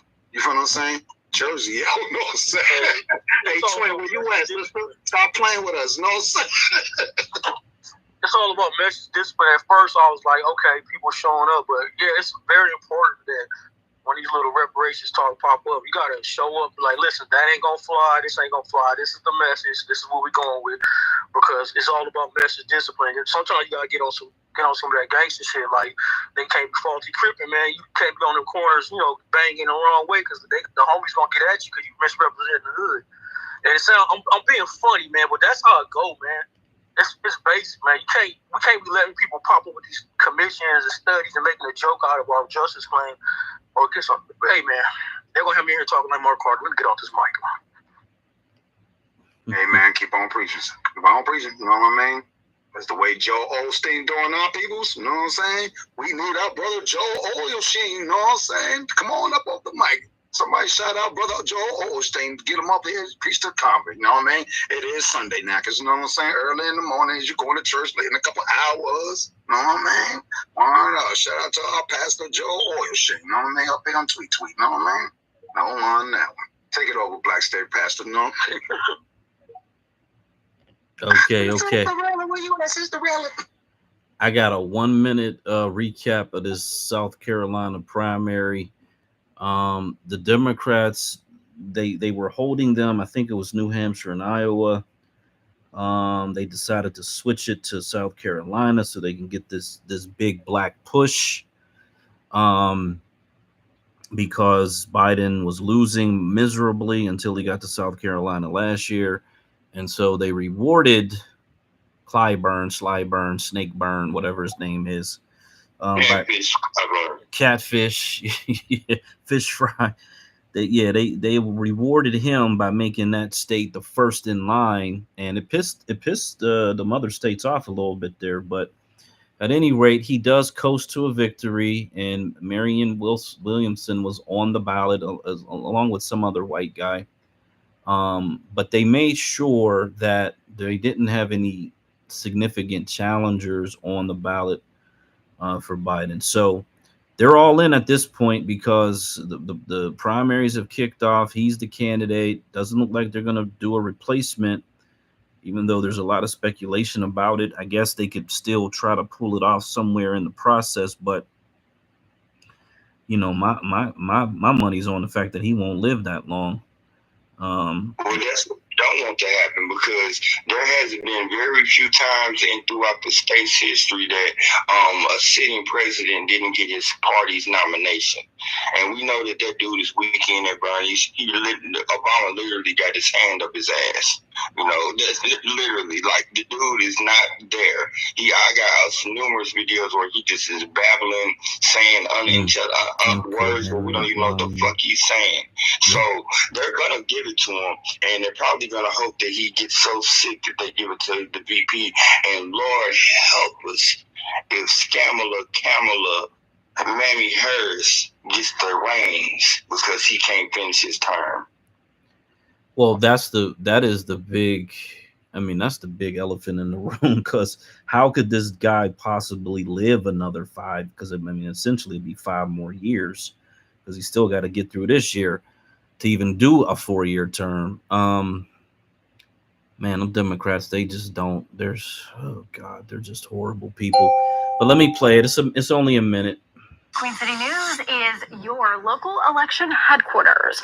President Joe Biden has been declared the winner of today's Democratic primary in South Carolina. President Biden holds a substantial majority of the votes over author Marianne Williamson and Minnesota Congressman Dean Phillips. The president spoke at his campaign headquarters today about the primary. I'm feeling good about where we are. I really am. You know, the folks are starting to focus in, and the guy we're running against, he's not for anything. He's against everything. No, I mean it. It's the weirdest campaign I've ever been engaged in. It's even worse than, in terms of his behavior, than the last time in 2020. And we now look ahead to the GOP primary in South Carolina. That's on February 24th. Early voting starts a week from Monday on the 12th. You know, so that actually stood out there. If that's the messaging that they're going to want to try to put on Trump, he's not for anything. He's against everything. This is the campaign slogan, if you will, and against Trump. That's an interesting way to go. I think America is sick and tired of fucking the federal government being for every goddamn thing at this point. Like, we need some brakes on a lot of this shit, because this you know, we not only are we in multiple wars, and come to find out, they've been bombing in Somalia. They've been targeting people in Somalia for a while now. Even, I guess, before Biden was there, but definitely under Biden. I found an article that said there were a couple of 100 attacks in Somalia with U.S. Drones and other weapons. So there's a lot of stuff that goes on that we don't even know about with this U.S. military action and engagement around the country, or around the planet, rather. So, you know, this proxy war with Syria and Iran is kind of expanding. They're doing all these bombing missions. They hit 86 targets the other day. They're talking about doing another round. And, Russia and Crimea and Ukraine, Russia, they keep saying Russia's talking about some type of peace deal, although they're not going to give up any territory. So you essentially fought this war and spent all this money and displaced all these people for absolutely nothing, because nothing has changed, and it doesn't look like anything's going to change, which is bizarre, because we know all that money should have been reparations money, should have been Black American college student debt money, Black American HBCU money, land grant colleges money, money that went into our collective issues instead of going over there. and then all the money that they're spending on the immigrants, plus whatever they're going to spend in this Middle Eastern, North African situation. So that actually kind of was an interesting phraseology. I would like to see how Trump responds to that, because I think there's a wide open lane there to go against being for everything. I just don't agree with that, especially in the way that they've done it, especially in all the for everything. Um, None of it is coming to Black America, and this is supposed to be the base of the party. These are supposed to be the most valuable voters, and I wouldn't even care if they said, well, you know what, Black men, you're not voting for us. You're leaving the plantation, so we're going to give all the money to Black women. I'd say, and I'd salute that. I'd applaud that. I'd be all for it, because at least it was coming to the Black community. I believe Black women are the center of the community. I don't think that can be questioned. They raise the children, they organize, and I believe in the perfect world, if Black American communities were managed by Black women, that they would actually thrive. So that is actually a part of my whole goal, to be quite honest, in a Black majority state in Delaware and Wilmington, wherever I'm actively engaged. I'd like to see a very intelligent Black woman grab the reins and lead the same way that she would lead her household.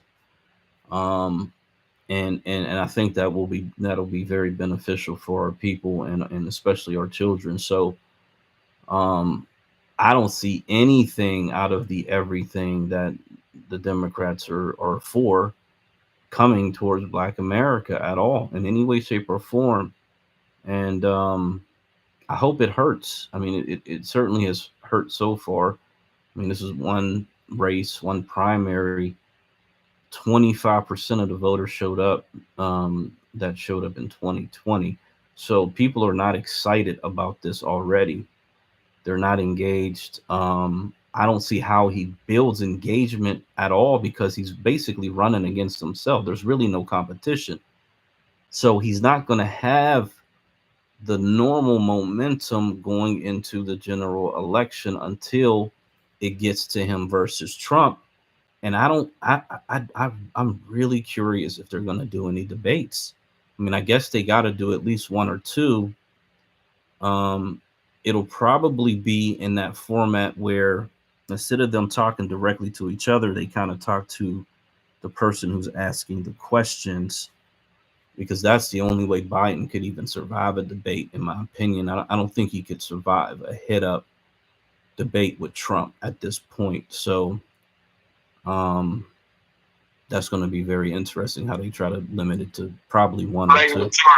I want to back up just a second when we were talking about the proxy wars. So actually, that's in the Democrats' favor. If they continue doing all of these proxy wars, that fast tracks immigration. You can say that you come from a war-torn country, and I'm going to give you asylum. And that works for the people in South America, that works for the Ukrainians, that works for the Afghanistan people.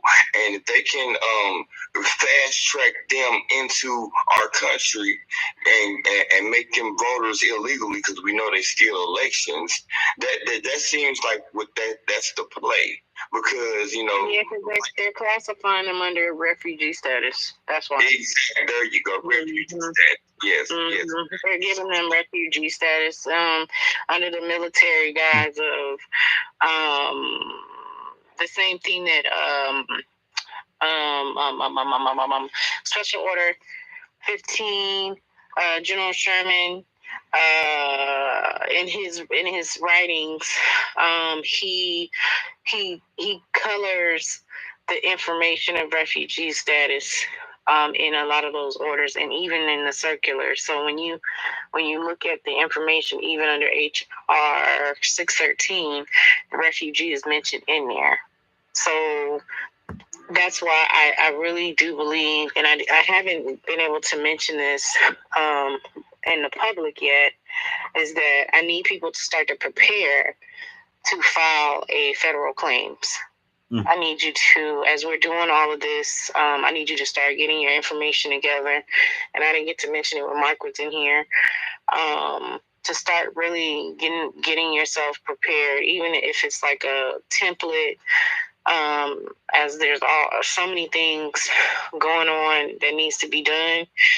I was talking to some other people that I work with about putting a template together and just maybe passing it around to make it easier for people to just answer some questions and then go ahead and file federal claims under refugee status, because that did not change for us legally. But we can talk about that more. I didn't mean to cut you off. I'm sorry, Conscious. Go ahead. No. You took it right where you grabbed the baton, just like the Olympics. You said it right there.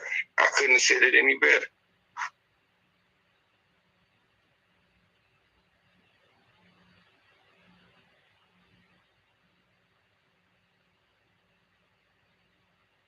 Well, sisters, I didn't want to throw you off, Black Majority, but yeah, we got to keep an eye on this, because this is like got to be one of the strangest elections in my life. I have never seen like a rerun. This is literally a rerun election.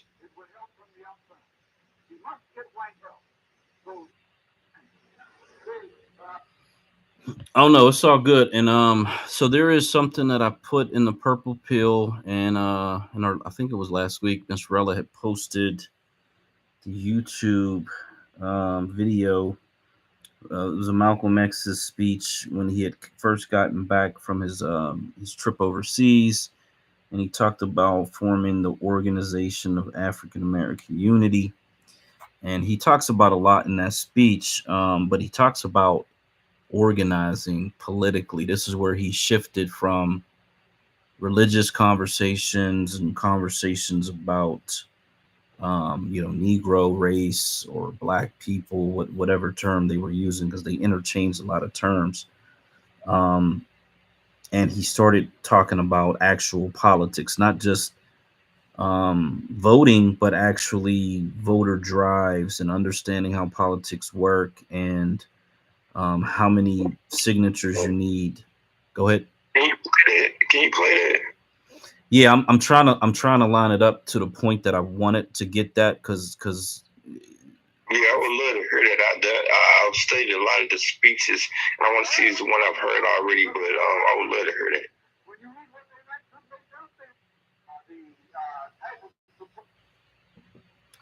Yeah, if I don't know if DJ or Nasrella wants to take over, I'll find the point where he starts getting into the actual nuts and bolts of organizing, because it probably goes on for a good 10 minutes or so, and these are like hour-long speeches, so I got to find that exact point inside of this speech. But it's actually where I believe the dangerous threat of MLX, I like to call him Malcolm Little X. I think this is where he got extremely more dangerous than he ever had been, because with his separation mindset and then adding the political element to it, it would only have been a matter of time where he would have figured out that it's very hard to get people elected in areas where you don't have a majority population, where you can't be self-determinate just simply through your voter population. So I think after he went through the process a couple of times, it would have become clearer and clearer, and I think he would have shifted at some point over to, we're probably better off. Okay, all right, I'll be out and back in. God damn it. This fucking bullshit ass app shit pisses me the fuck off, bro. I swear to goodness, man. It's really crazy.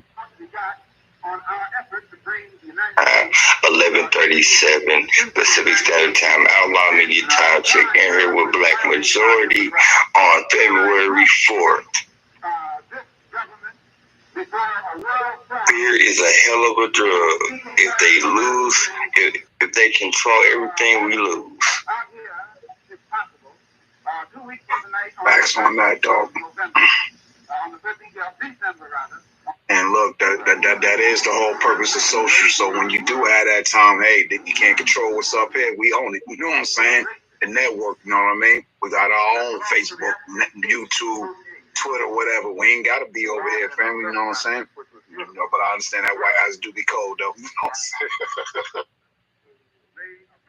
Yeah, ain't the Claude Anderson said that he remembered when he went and he saw a black brother buy some ice from a white vendor, and he said that the white ice be the black ice be too lumpy. Yo. He did say that, yo. Don't lie. Yeah, shout out to the room, man. What's good, everybody? Hope everybody having a good evening. You know what I mean? Rella must have fell asleep on us already. You know what I mean? She know she old lady. She can't. I did. Meet your mic trouble. Meet your mic trouble. No. That is not trouble. You know what I mean when I say that, man. See how you talk shit too quick? That was relevant. This must be it because I followed your other account. I don't follow this account. Okay. This is my backup. This is my backup. I don't want my primary account being messed with. This is my backup account. And DJ, if you get a new phone, they got the 23. You can even come up to the 15. And listen. I'm never doing anything. Don't even try to entice me, sister. You know what I mean? Did you say Apple? Yeah, Apple. You know what I mean? You know they trying to get rid of them new phones. Oh yeah. They already messed it up because the new Samsungs, they ain't got the SD cards in them no more. So it's like, do I even upgrade? They ain't telling everybody business. Oh man, I just bought that Moto Razor, and I don't know. I might not even have a SD card in her either. Yeah, you might. They getting rid of the SD cards because they trying to get people to buy more storage. It's just a money grab. That girl's some bullshit. Yeah, and I'm glad you said that, brother. Because look, if it's about the money in the storage, then just add the SD card storage, which could be exactly a couple gigs to a terabyte of storage I could put in some of these phones we got out now. So why don't you just give it to me like that? But they don't want to do that, though, no, man. Same reason my battery is in front of my tire in the bumper instead of the top of the car, okay? Right. They don't want to be able to work on. They don't want the black man to be able to change your battery. You got to have a whole equipment set up. Take off your tire, jack it up, lift the engine just to change the motherfucking battery. Yeah. Hey, buy GMC knocker. That's problem solved. Basically, I'm starting to see people buy more. Looking for a lot of those old model cars from junkyards, and they repurposing them. Hey, Rella, let me tell you, I miss my motherfucking big baby, yo. So bad right now, yo. Heard the price on her has gone up to the roof. You know what I'm saying? But just to close out what we were saying about the storage thing, the reason why they don't want you to give you this extra storage in your phone because they want you to subscribe to this cloud storage, Google Drive, what is it, Apple Timeshare or whatever it is called. You know what I mean? So they want you to subscribe to that Microsoft, what is it, Edge or whatever, you know what I mean? So they can access stuff. Yeah. $6.99 a month, you know what I'm saying? But I pay that $1.99 for my Google, though. I need that, you know what I mean? I'm gonna tell everybody like this: buy you some removable storage. They have them at Best Buy. You can Google them. Amazon got them. You know, Amazon probably can sell your mama on there. And then they got personal cloud storage. You can actually buy yourself a personal hub and it's cloud storage that you manage. It's a small little data device. Invest in those. And start saving your stuff. Get away from. Don't let them put you on the slave plantation with these damn phones. Don't. I call it rent money. This rent money. Pretty much, you know what I'm saying? But yeah, I can afford $2 a month for right now. You know what I'm saying? I ain't that broke, nigga, but I still on the zip drive, my damn self. I'm a computer tech as my actual trade, and we got to start getting on the zip drive because in a minute, when I bought this new phone, they don't even have the same type of USB drives and the same type of chargers. So they're trying to get rid of the USB drive so we don't have hard data, you know, where we can take it out. Yeah, we can save our stuff. Mm-hmm. Hey, still these DVDs, bro. I'm still on my DVDs, bro. Well, you guys notice how even on Google, remember how you can find a lot of historical information if you Google, like even with the shout out to Kyrie. They write the entire. I was like, they scrubbed the entire section. Rest Orange in the building. I'm trying to tell you.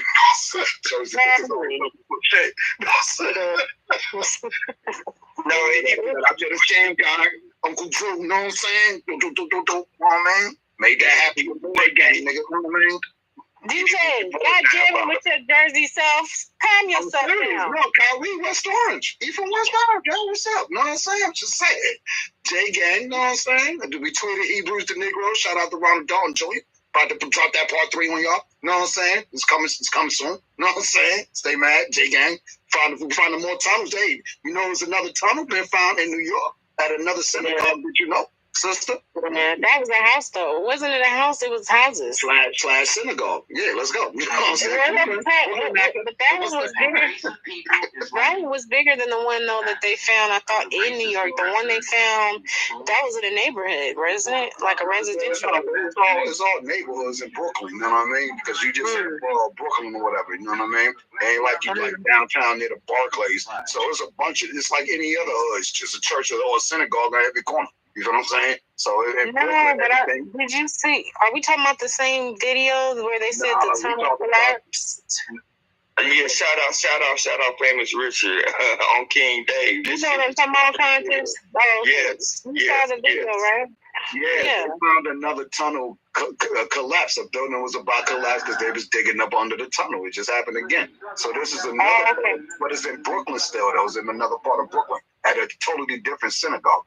Because you got to remember, them old school brown sauce, and this is why, you know, what we're talking about tonight and everything that surrounds Black State Radio, we ain't never had no chance up here to own up any of this ownership of these buildings. These jokers came in and swooped that shit right up under us, man. You know what I mean? Oh, my God. Are they the people under the stairs? Yes. Oh, they the people under the stairs. Yes, that was one of the greatest movies. That movie scared the shit out of me when I was a kid. Dude, I can't sit. Is that why they got them tunnels? They be sneaking in people's houses under the stairs.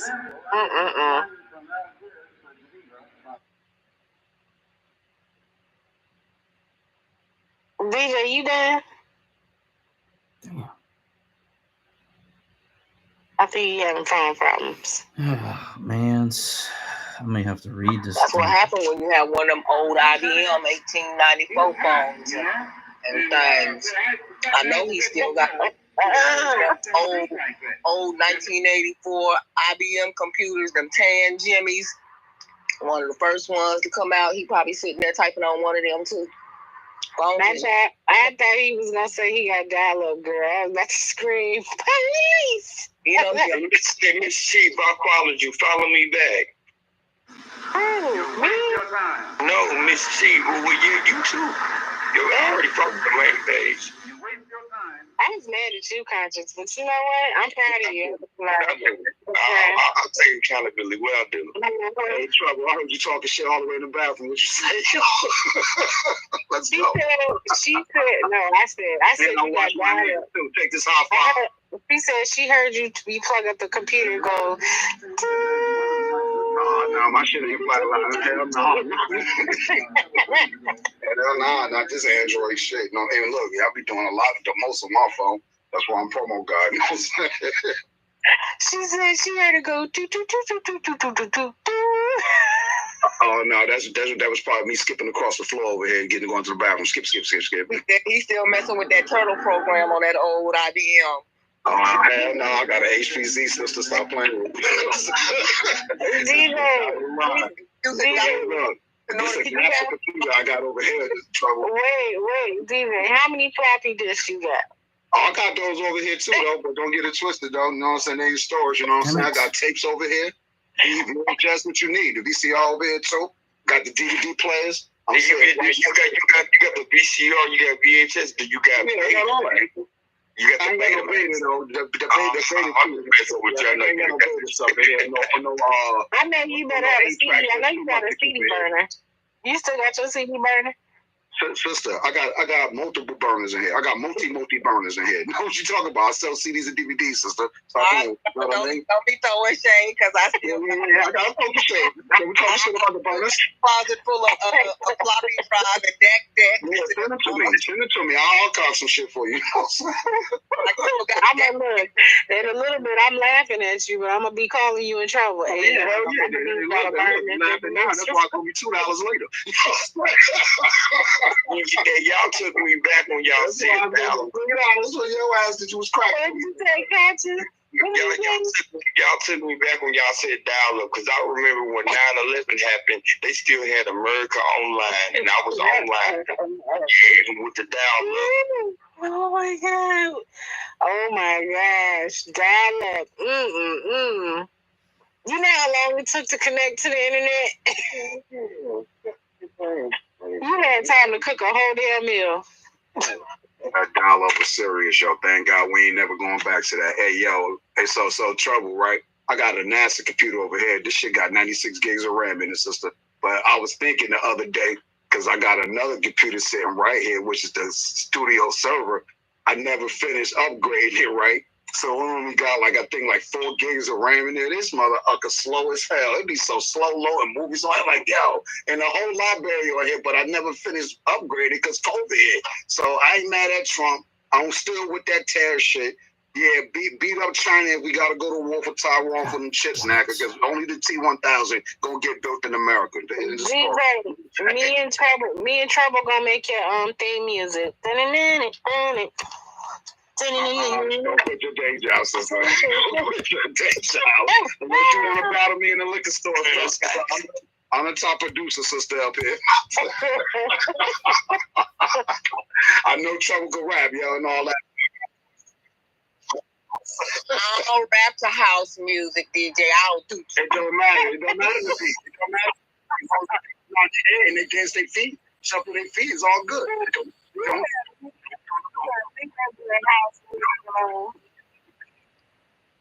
DJ, do you wear shiny pants when you go to the house?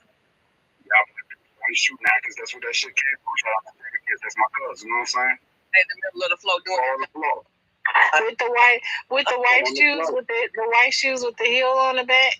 Hey, look, we was the first ones that had the fish shoes before I'm gonna get you sucking and all that. You know what I'm saying? Word up. No, you remember the white ones? You don't remember the white ones with the platform? What else platforms?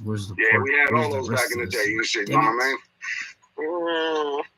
You said the shiny shoes like motherfucker really gonna go to the moon on this shit. This is shiny. Hell no, I wasn't no shiny shoe wearing Nike in the club, you know what I mean? But I was definitely had them girlies though. They love me in my two-step up here in Jersey. It was something about a man with them tight pants. They had them athletic legs. Their legs was all athletic. Yeah, we athletic, all right, because we want to go break dance in the club though. But we wearing sweatpants, you know what I'm saying? Oh my God! Ain't nobody talking about damn sweatpants. Everybody in the club dressed up as us and shit. We in there with sweatpants, chilling the shit. Why y'all got sweatpants on? Because we the dancers. I could have went professional with this shit. You ain't know.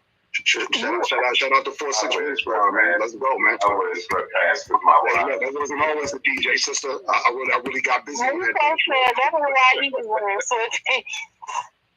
Baby, it's something about a black man in a white t-shirt and some sweatpants. Like, I'm telling you, man, that's the real nigga right there. That is the uniform. That is the uniform. That motherfucking white t-shirt and some motherfucking sweatpants. You can go skate. You can break dance. You can do everything in the motherfucking white t-shirt. This is all this shit. You know what I'm saying? Trying to tell you, you know what I mean? Get loose, man.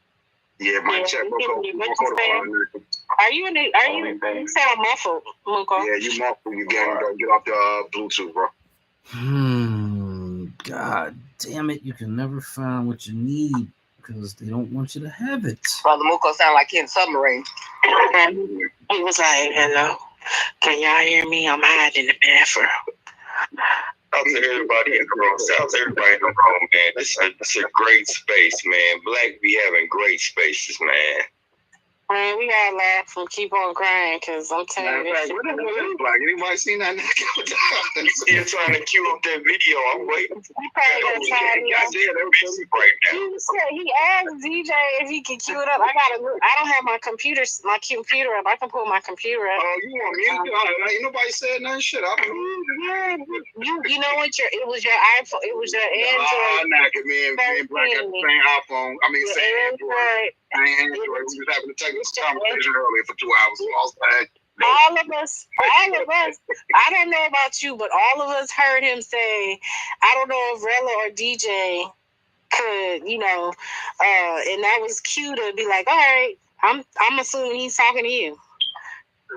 Yeah, DJ. I heard that, but I don't know what's going on. I can't find. You know what it is, bro. Into the Badlands. Oh yeah, that was fire. Netflix, right? I watch it I stream my stuff. I don't watch that on. Are you kidding me? Now, Into the Badlands was fire. I'm mad as hell they canceled that shit though. I thought you was talking about Badland Hunters on Netflix. Badland Hunters, look that up. That's fire. It started on camera too, though. Badland Hunters, the Asian shit. Wait a minute,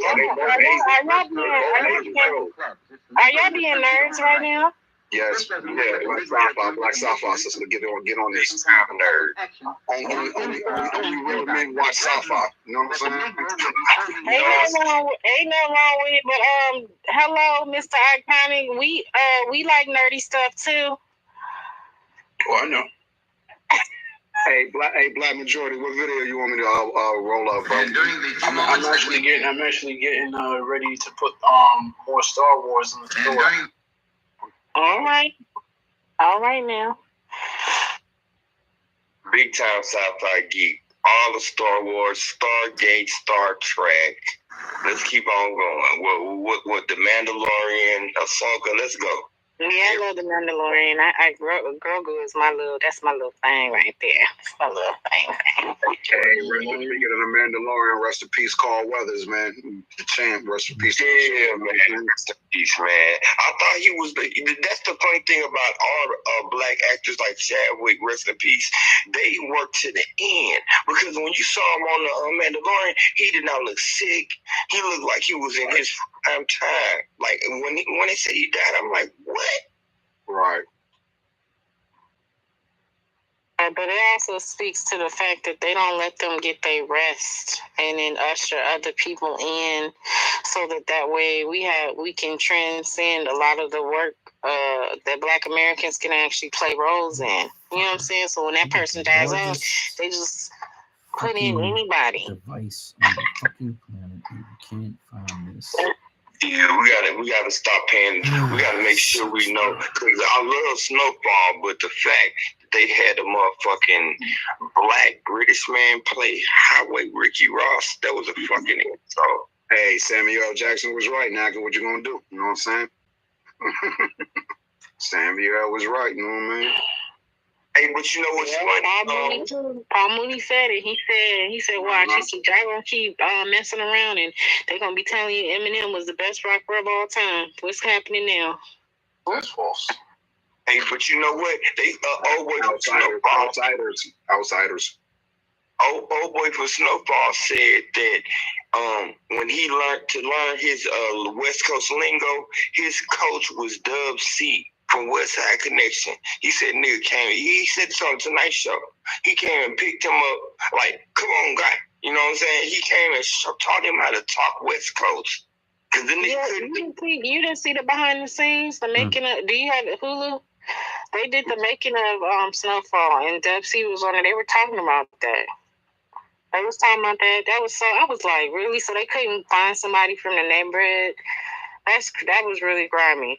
And then the other thing is, the Fred Hampton, the guy that played Fred Hampton. Oh yeah. I forgot his name, but he said he got his information from the stylist. His stylist. He said he got his information. Daniel Kaluuya. Yeah. He got his information from the stylist. The woman who did his hair was the one who was telling him about Fred Hampton. I was like, what? Hell no, you know what I'm saying? You're playing a character you don't know nothing about. Oh my God. Cynthia Weaver playing Harriet Tubman, yo, and she don't know nothing about slavery, and she come from the same tribe they sold slaves to Igbo. She never answered Tone Talks when he was asking her that. That was the same thing with this woman that they got in the upcoming movie about Michael Jackson that played Michael Jackson's mom. They interviewed her, and she was like, you know, because she's from the UK, and she was like, they didn't teach them anything about MLK and Coretta Scott and the civil rights movement. So when she got the role, she had to go back and learn about who Coretta Scott was and MLK. And I'm like, you didn't know anything about the civil rights movement, and they got you all up in the movie as his wife? Like, no, come on now. Like, y'all could have found an American woman who already had that history, who would have had the pain, because it's the pain behind it that allows you, you know, and I don't know if she did a good job in the role or not, because I don't plan on watching it like that, but, you know, it's just the whole fact that you don't know nothing about the history of the people you playing. But you ever noticed that too, when they're on TV and they're talking to them, that they don't, they make sure to pick these particular people so that when they have them on TV, they don't give you that transfer of emotion and pain to these people. They give you this like empty, missing information. Do you know what I'm saying? And then it's easier for them to have the conversation, right? So that they can escape that guilt. They always trying to escape white guilt. I think we should do the same thing to the Jackson movie that we did to The Color Purple. They said Oprah invested $130 million and she still hasn't broke even. The first Jackson movie had all Black Americans in it, and now they can replace. Now they're trying to rerun it, reboot it with all melanated immigrants. Like, that's a tragedy. You talking about the one that's getting ready to come out again? Yes, I think everybody should make it a point not to watch that shit. But why they regurgitating? Oh, look, they just keep regurgitating. And I love the Jacksons, don't get me wrong. But I'm just saying, like, we need new stuff, and it just seems like they trying to recycle everything. Well, they say you can't create one. They say the devil can't create shit. So that's all they sold, and they trying to sit here and trying to recreate something. The original Color Purple, I saw it as a kid. I watched it a billion times. I had no interest. I still have not watched that new shit. I don't want to watch it. It was traumatizing when I was a kid. I do not want to be re-traumatized by a singing version, Oprah Winfrey, Tyler Perry remix of the goddamn Color Purple. I'm good. I'm good. I don't want to watch it. I don't want to see it. And that goes for the Jackson movie. I remember my parents had me watch the Jackson 5. It was a series that came on, I think ABC, 5-part series where they showed the Jacksons, and that's where they had all the Black Americans. I think wasn't Angela Bassett played Catherine, and it basically was all Black Americans that played the Jacksons.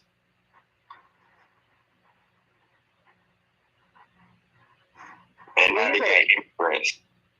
Yeah, that part I don't know. Well, I'm telling y'all, they got somebody was tweeting out, and they showed that all of the whole cast of this new Jackson movie, none of them are Black American. None of them. Because I think the last taste in my mouth, if all of them are Black Americans, and definitely if they painting a disparaging picture of our ancestor, I don't think that should be tolerated. And because the dead cannot defend themselves, and you're supposed to honor your ancestors, not belittle them, and you know, you're not supposed to belittle them. And when you don't honor your ancestors, shit don't go right for you. You don't get what we call blessings. So that is a real serious problem. And if indeed that movie that's coming out does not paint him in a good light, I would urge everybody to not even support the actors that's acting those roles. Because, see, actors have a responsibility of having fucking integrity. You know what I'm saying? That was the difference between the actors of today versus the actors of yesterday. You know what I'm saying? You never seen Cicely Tyson playing no whore. You never seen Sidney Poitier playing no fucking dirty cop or some rapist. You know what I'm saying? You never seen him. I don't know if he ever put on a dress. I don't think he put on a dress. But, you know, it's just things like we compromise ourselves for the bag. Dave Chappelle put on a dress. No, he said Sidney Poitier. Yeah, I was saying Sidney Poitier, but Dave Chappelle didn't put on a dress. But he did put on a dress, bro. Yeah, he did. He did. What I'm saying is we just compromise ourselves in too many ways for the fucking bag. Too many Sukianas, too many fucking 2 times lessons, and we just compromising our integrity in front of our children. And I don't understand how we don't see that makes us look weak in our children's eyes. And that's when we got too many Steve Harvey rate of children disrespecting their parents, but more so now more than ever, you have a big beef between siblings killing siblings. This is what society today is making it seem is just everyday life. Siblings killing siblings, mothers and daughters beefing and killing each other, fathers and sons killing each other, and now they starting some new shit. When I say they, I'm talking about specifically in power. If you look at this series through a white supremacist lens, they even got the sons killing the mothers now. Look at Kanan and his mother. Kanan is going to kill his mother in this next episode. I'm watching this shit through white supremacist eyes because, see, people will look at it and say, well, they're a black family. That's a black son and a black mother. How you going to call that white supremacy? How you going to call that white supremacy when none of them ain't white? Well, you got a black cop. That's called the collaborator of white supremacy. See how that works? Alan. Yeah, when after the first series of Power, when he killed his daddy, I've been struggling to watch just because I want to see what they talking about. I've been struggling to watch motherfucking the Book of Ghosts, and I haven't played one episode of Force because they got a white boy running around here telling niggas what to do, and he more gangster than every nigga. Come on, man. Yeah, so many white supremacist lessons in these series that 50 Cent is bringing out, and I'm glad on one point that he's bringing them out, but I fear that our people are looking at it for entertainment and not looking at it for the white supremacist lessons and all this series. Because really, what 50 is doing is showing you that the white supremacist is not innocent in any area, no matter whether you see it's a Latino motherfucker, a Serb, anybody else. That is still white supremacy. So that's why I appreciate the series so much. And I urge people, if you haven't looked at it, but look at it through a white supremacist lens, meaning try to look at it and peep out all the white supremacist tactics in it. I'm telling you, it might become something addictive and interesting to look at. And you'll start seeing it in your everyday life as well. Especially when you see 2 black or 2 non-white individuals or 2 victims of racism, white supremacy arguing with each other. You know what I'm saying? You'll start seeing it. Because it's implemented in this TV entertainment every day, all day, 24/7. They got free VTV. Operate 24/7, around the clock. Don't never stop. Yeah, you just convinced me to go ahead and watch it, man. Yeah, I got stars. I already got stars. I've been watching BMF and all that shit. Yeah, you convinced me to watch it because I had no interest in watching. I saw like a trailer and I said, this motherfucking cracker is sitting here with a bunch of niggas behind him going up against Italians. Like, no. Yeah, it's a real serious lesson of the illusion of inclusion in all these series. And what I mean by that is Black people illusion of being equal to whites. You know what I'm saying? Or being equal to white supremacy. This series is serious. And even with the force shit with Tommy, I agree with you, bro.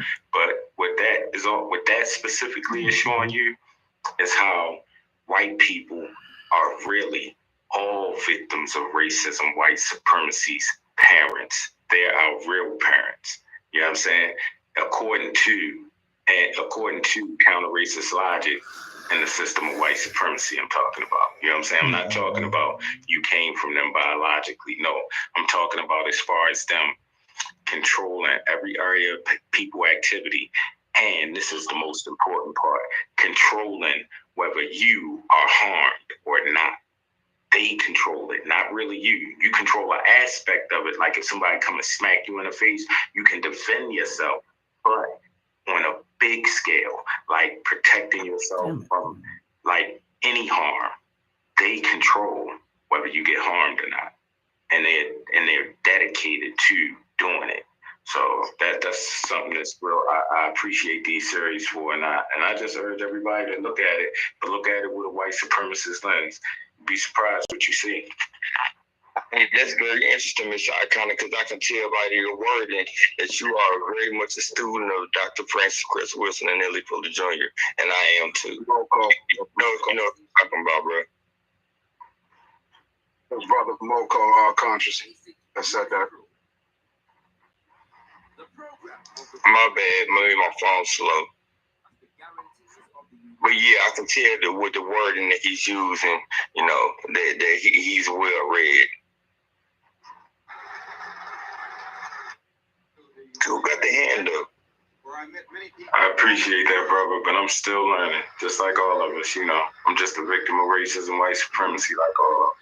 Hey, what's up, Ani? Just get in there, bro. Oh, okay. I thought we was going in order. My bad, fam. I know you. We're waiting for the boss man to come back and shit. Know what I mean? Chilling. Okay. What's up with the family? I haven't been on here in a minute, but I want to share my thoughts with a couple of things that I've been seeing. One thing, I just saw the Shannon Sharp show, and I noticed that. Speak to the title of the room real quick. You say what? You want to speak to the title of the room real fast? Said the title, "Fear is a Hell of a Drug." Yeah, if they control everything, we lose. Yeah, absolutely. That's what I mean. That's what I come in here to break down some of these archetypes they putting out with the white supremacist mindset that they're instilling into the public. Like, for instance, for years in our culture, we've integrated different hairstyles, especially when it comes to, at the barbershop, we have, a Black American hairstyle is very much known, how Black men get their hair cut.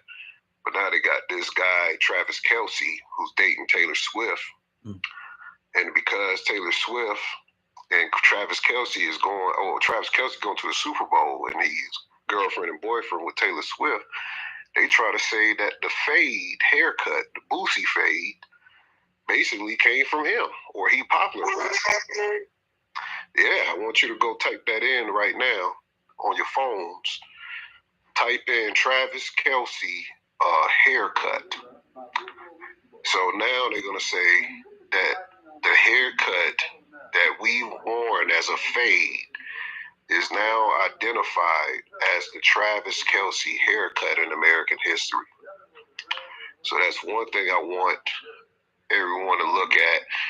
Another thing, speaking on what I was talking about earlier with immigrants playing our icons, did you see the comedian, I don't know how to pronounce his name, is it Affion Crockett? Mm-hmm. That's how you pronounce it? I think it's, Affion Crockett. Yeah. Did you already talk about his new hip-hop movie coming out? Nah, I haven't heard. I fuck with Affion. What are you talking about, though? Man, he got a hip-hop movie. Speaking on, Tyreek working on the documentary, Affion Crockett is an immigrant. He's from Trinbagian or Bogian. I don't. He's Trinbagian. That's what it says. I don't even know what it says. Trinidad and Tobago, or whatever it's called. Oh, okay. I don't even know what that was, but apparently Trinidad and Tobago. He's Caribbean. Yeah. He's Caribbean. So he's coming out with this movie where he's starring. It's supposed to be like a parody movie where he plays all of the hip hop icons. Wow. And makes a parody and make fun of them. Wow. Like he just makes everyone looks goofy. He's playing Biggie. He's playing the icons from the 70s. He's playing the icons from the 80s. He's going all the way to Kanye. Damn. And he just playing a Caribbean guy playing all of the roles, making parodies of it. And that's the featured hip hop movie coming out, other than Tyreek's documentary that's about to come out before the Olympics hit in a couple of months, where we have B-Boy in the Olympics for the first time in history. Hip hop is in the Olympics for the first time in American history. So that's not no coincidence. Go ahead. You want to comment on that?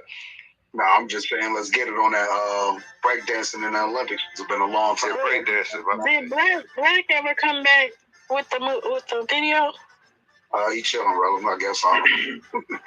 You come with the bag. Everything, he chilling. You know what I'm saying? You come with the bag with your ass. I'm taking the show over early. Meet your mic. I'm drinking right now. Just ain't got no man. There's no man in Macca's. Was that you, Mr. Icon? That's why Macca's never had nothing. No. Mute your mic. Look, I'm gonna do you like this. Mute your mic. What's saying what you had? I want some. You ain't bring nothing. He gotta be on the toilet. We don't want to hear that. Probably fart when you're on the toilet too. Go That was a burp snort. I'm sorry, honey. Burp snort. Y'all good. DJ gonna play. Black gonna play this back and be like, "What the hell was that?"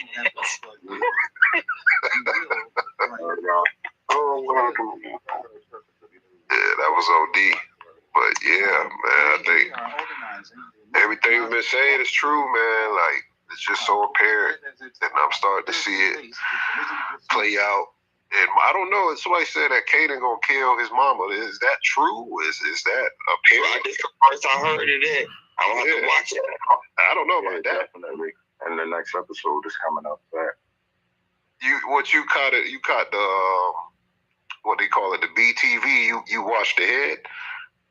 No, I caught the preview, and I'm just tracking it from the very first episode of Power. You know, when 50 Cent killed his son. Yeah. I said back when it came out, one of my girlfriends, I was telling her, I said, you know what? This is going to start the trend in today's society. This is the new way of breaking up the black family, but in a more treacherous way. Not just telling you don't fuck with your baby father or don't fuck with your father or your mother. It's telling you, you know what? You can even kill them and you justified for doing it if you don't like something they do or if you feel like they ain't right.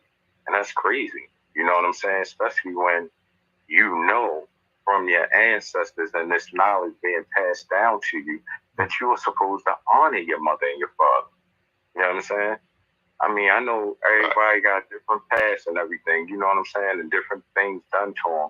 My father wasn't perfect, but I goddamn honored him, you know what I'm saying? He had a He had a drug problem. He was homeless for some period of time. But you know what? When it came time, you needed to take care of him. God damn it. Come on, bro. I'm being a bitch, man. Controls my destiny. They kept my ass in line. No, that's your father. Me and my brother. No, that's your fucking father. You will never disrespect him. I don't give a fuck what he does. I'm not saying what he's doing is right, but he is your father. He's in that position for a reason. And what that made me realize later on, and I'm glad that it wasn't too late when I realized it, is that my mother was telling me that, look, the good shit and the bad shit that your father does is a lesson to you. Your father is always teaching. He's responsible for your skill set. He's responsible for your strength. And he's responsible for your flaws. Why are you saying that, Brother Muko? Why are you being so motherfucking sexist, nigga? Women can be influences too. I just told you what the women's influence is. And that shit is powerful because men don't control destinies. Men can't be in a woman's lane. That's why this transsexual sexual confusion shit don't work. You know what I'm saying? Because no matter how many sets of titties you get strapped on you and BBLs, guess what? You cannot control a destiny, my nigga. You are responsible for bringing bloodlines into existence, not controlling destinies. That's a woman's job. And guess who can't do it? A man. You feel me? Right. So, man, I just implore people, man, watch it with your white supremacist friends. Because I'm going to tell you, he be dropping some serious, powerful messages and showing shit in there. But I'm just so afraid that us victims of racism, white supremacy, we not really catching it. We looking at it as entertainment, and we not looking at it as lessons. Definitely. Well, yeah, they ain't gonna catch it. You know, the average person ain't gonna look at it esoterically to get the lesson, because all of that is because it is a Jew who wrote Raising Canaan. A lot of people don't know that. Him and Courtney Kemp wrote that together, and you know they believe they're from Canaan. Most of the Khazars. We should write a movie on them. We should write a movie called Escape of the Tunnel. Sorry. You're talking about those people up in Brooklyn. Look, the story of the how many barrels is it, DJ? Is it 5? It's 5 barrels. 5 barrels. Yeah. Story of the 5 barrels. Right. And then who gonna play the rabbi? You know what, brother? That would be so cool. Hey, get Gabe Piamonte to play. Shout out to Gabe. Oh my God, you are so fucking wrong for it, DJ. You are not right. Yo, but shout out to Gabe, yo. Not right. Gabe Italian, so you already know what time it is. He wouldn't. Not right. He will tell you to hop your ass in the basket. Hop in the basket. Hey, nah, hold up. I like spaghetti, so you already know what time it is. You know what I'm saying? Like the dope boy, you know what I'm saying? City, you wouldn't know Rossi. What you say? Wait a minute. You guys, hold on. Muko is talking to me. He's whispering. What you say? My bad. Everybody in here sleep, so I can't talk too loud. You sleep. Just right, Muko. Don't wake the baby. I said that would be brilliant, Rella. But you know what? I feel that if you tried to do that, what you just suggested, the movie would be more confusing than constructive. Oh, damn. You just see, why you gotta just, I'm just trying to have a little fun tonight, that's all. Now, to the text, they brought me back to New Jack City. Remember when he came in there and he cut the nigga ponytail off? He said, "That's congealy, you motherfucker." Yeah.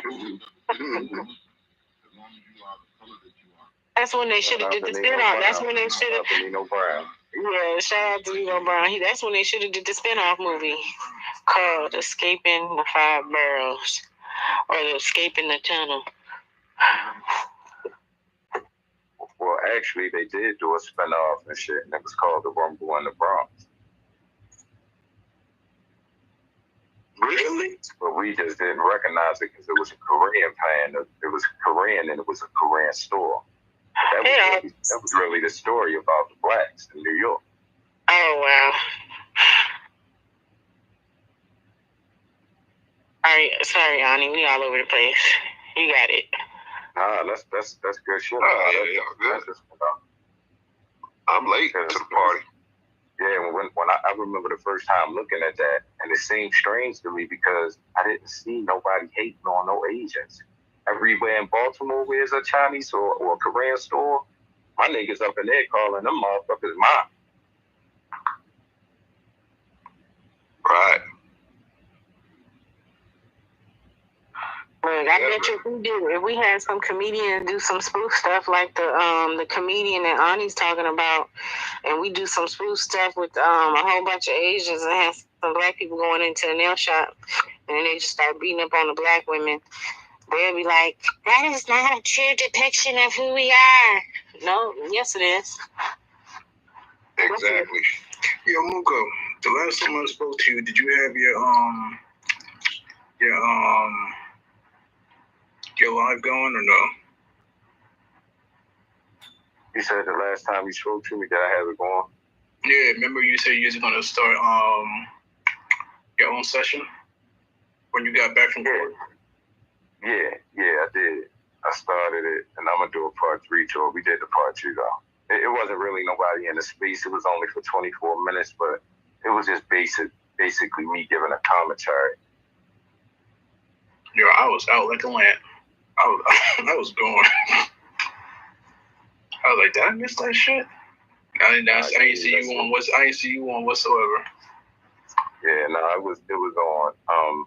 And yeah, that I could tell that it was real triggering, and a lot of people didn't want to talk on the topic of being suspicious about white people when they see them with black children. But I understand. You know what I'm saying? It's not white. No, you should be suspicious. Listen, they got somebody right now, and he literally records basically on Twitter. He actually has news of white people, Asian people doing the most insane shit, like raping kids and all this other nonsense. So yes, you should be fucking suspicious, because you never know which one of these little motherfuckers will go off on you and do some insane shit. So yeah, you should be suspicious. And I guarantee you, the one looking at you is probably the one who will probably do it. Wait, there's somebody on Twitter right now that has video? Let me find him right now. I'll put his post up. I don't want to. Yeah, no, I don't. Don't tag him. Don't tag him in this space. Don't do him in this space. I'm just showing you his posts, like when he posts and stuff. I'll let you know like what goes on and like white people and shit.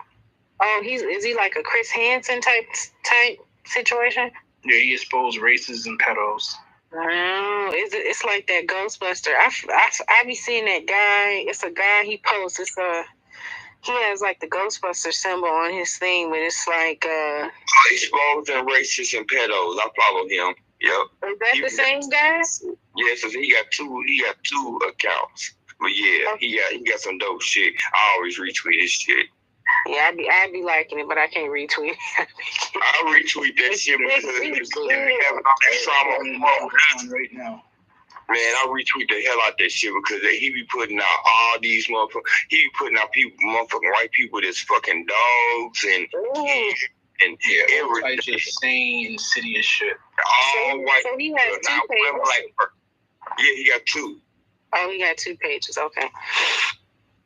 Yeah, he know that they gonna whack one of them, so he already, Yeah, but this one, he has like 40K people. So I think this is his main one right here. This is the one I actually follow.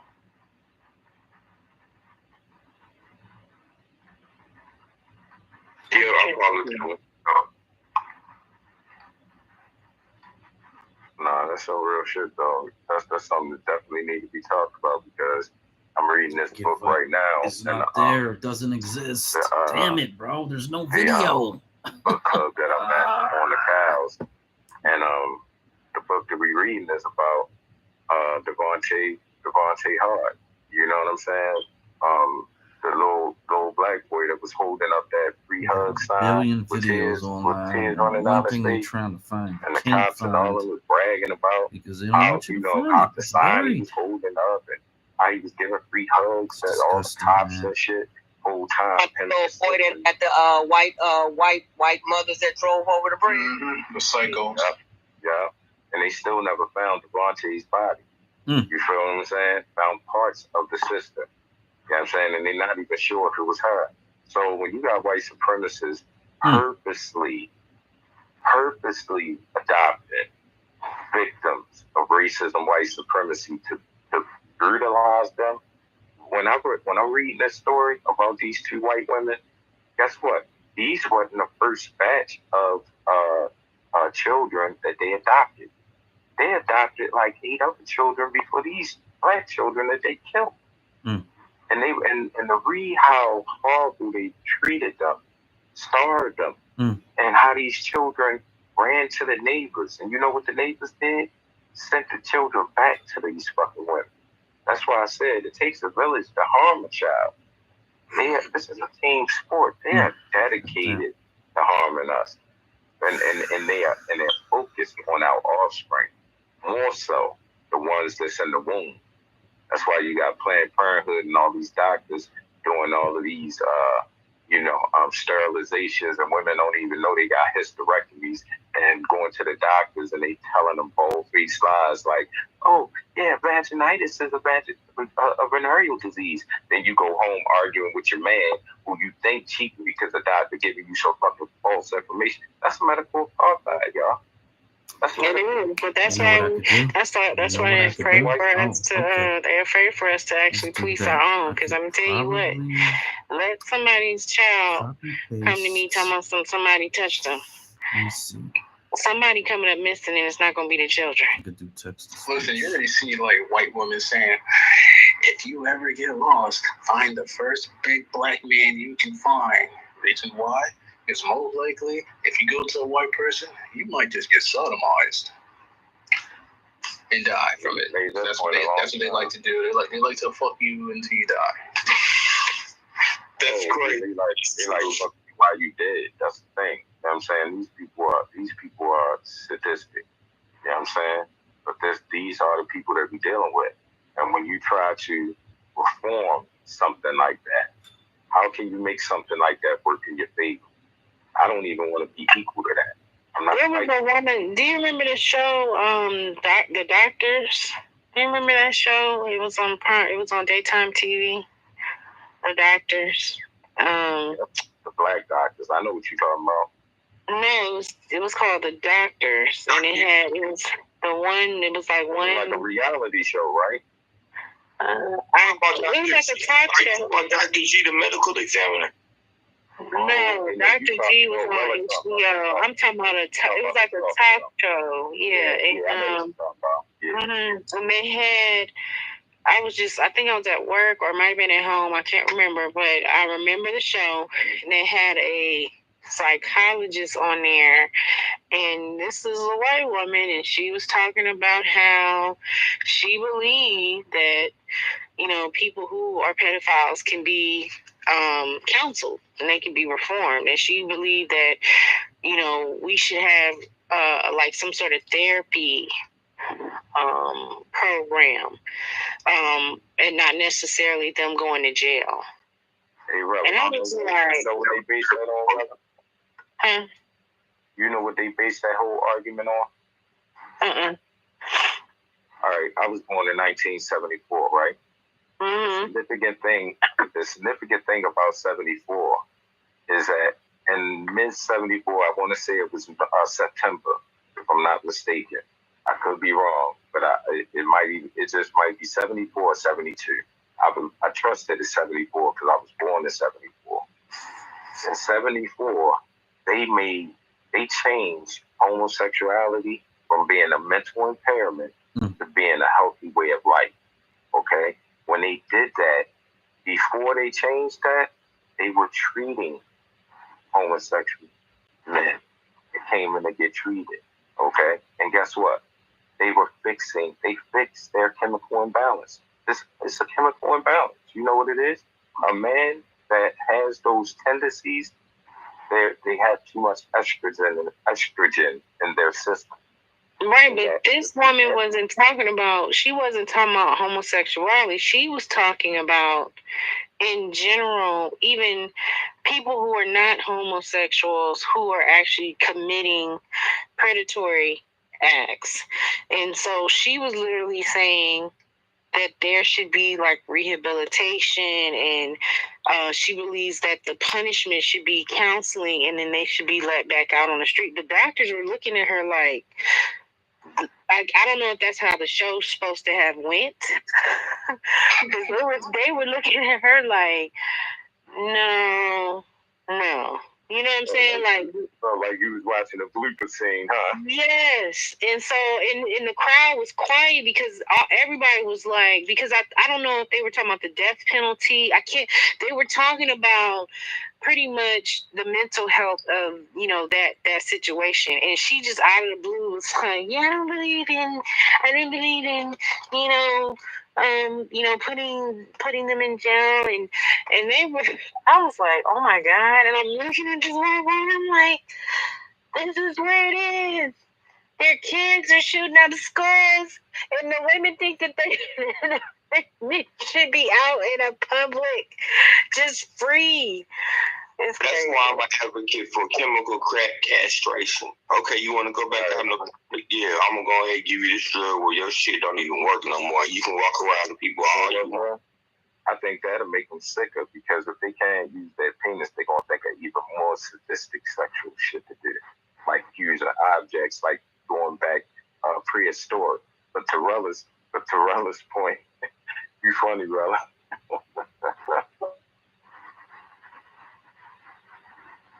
I'm just saying, it's just weird. It's just really weird. It really is. And honestly, I think, I know we have to have those type of conversations and stuff, but it makes me, it makes me want to just fight even harder for a Black majority state, because we need those type of protections. And, kids are just being, they going through it.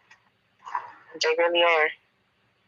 They going through it. I agree. And I'm definitely 100% behind you, Black Majority State. And I want to mention the Redemption Party. You know what I'm saying? Y'all might want to check out the Redemption Party and the presidential candidate, Liz Nichols. You know what I'm saying?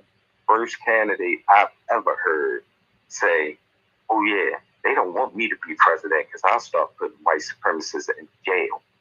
And I'll start with the lynchings. I was like, oh, wow. I had to double take up on the replay. Hold up, what did you say, man? You know what I'm saying? That's that type of shit that we need, people that's using codified, compensatory language. And I urge everybody, if you already got Neely Fuller's book, look up compensatory justice. And let's start studying some compensatory justice, putting that out into the atmosphere, putting that into the algorithm. You know what I'm saying? Start making people ask the question, so what's this compensatory justice about? See, compensatory justice, that's some serious justice right there. Because now you're getting into punishing and who punishes who. You feel me? And that's something that need to be talked about. See, what compensatory justice is, just to give you a quick example, is that somebody commit a murder.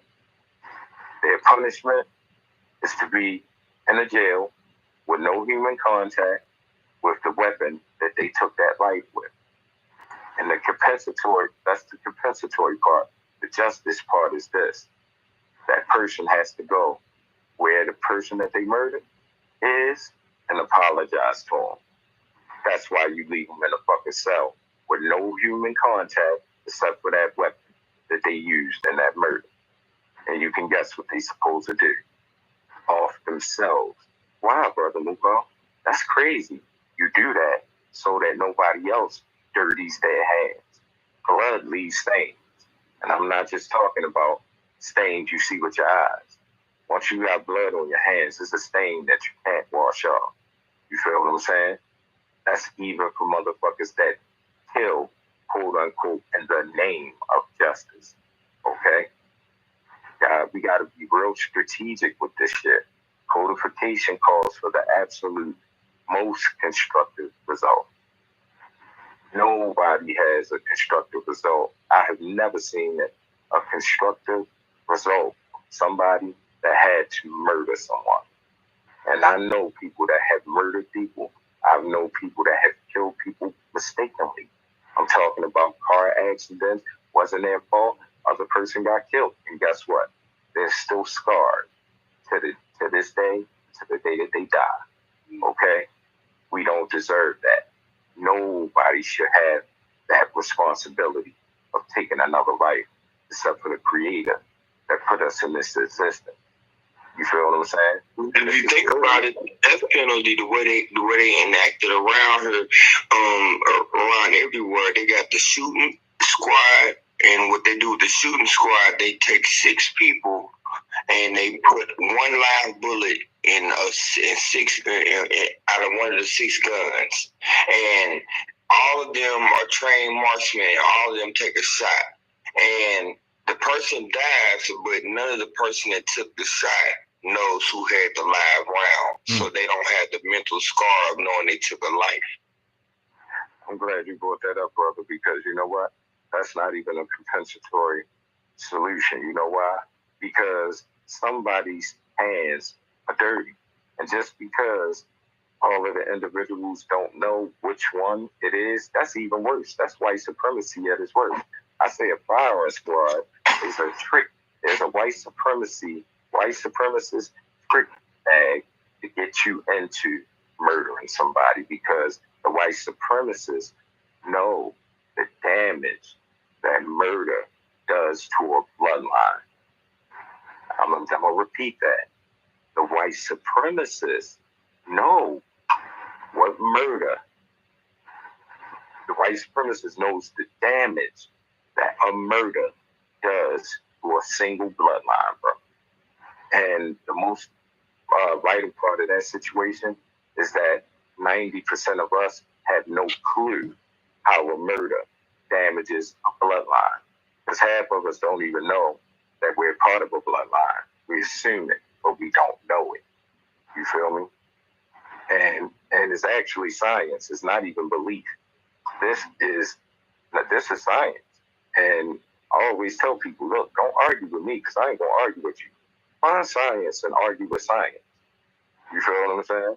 But, you know, the blood comes from the father. You are not a blood relative of your mother. At any time when you're in your mother's womb, if her blood comes in contact with yours, that is a miscarriage. And the most sickest shit is if you go to a doctor that took that oath, that Hippocratic oath, you feel me? They will lie in your fucking face and give you buckets and buckets of words to refute the very science that is unrefutable. It don't even need no justification. It is what it is. You feel me? Me, myself, Brother Muko, is not a blood relative to his mother. The womb that I came out of. That's how unique men and women are. And we don't even know. You know what I'm saying? But most of that is because we refuse to observe the very 4 elements that we are made up of. What are you talking about, Brother Muko?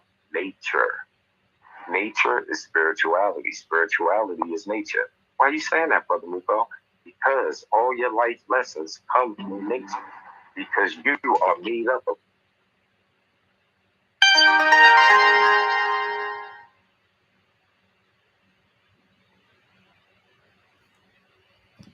Come on now. What you doing, bro?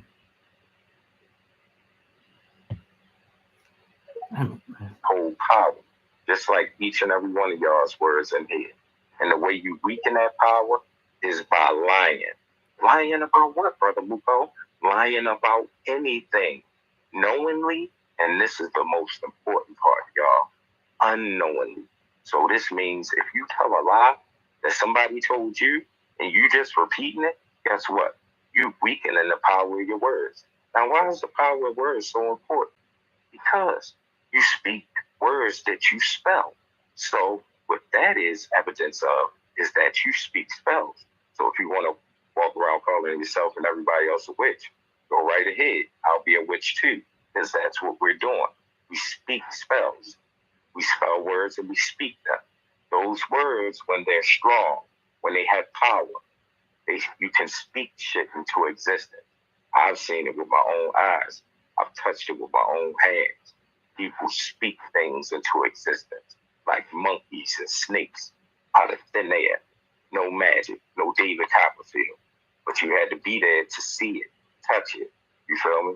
Because we are of a white supremacist mind state that has been put on us on purpose. And this mind state allows us to be confused about everything that we know. What do you say? If you don't understand white supremacy, everything will confuse you? Exactly, my brother. And look, that's according to the evidence, not according to Neely Fuller, definitely, damn sure not according to Brother Mukar. So if anyone wants to argue that point at any time, even when you say it, your response should be, find the evidence and argue with that. Don't argue with me. I'm just the messenger. And I'm still learning. Right.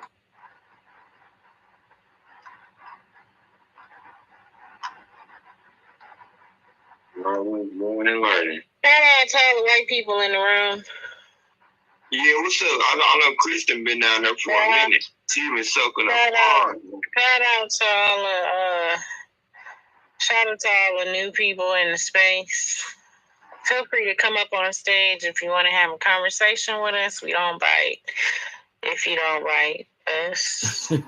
Hey, I'm peacing out on YouTube for next week.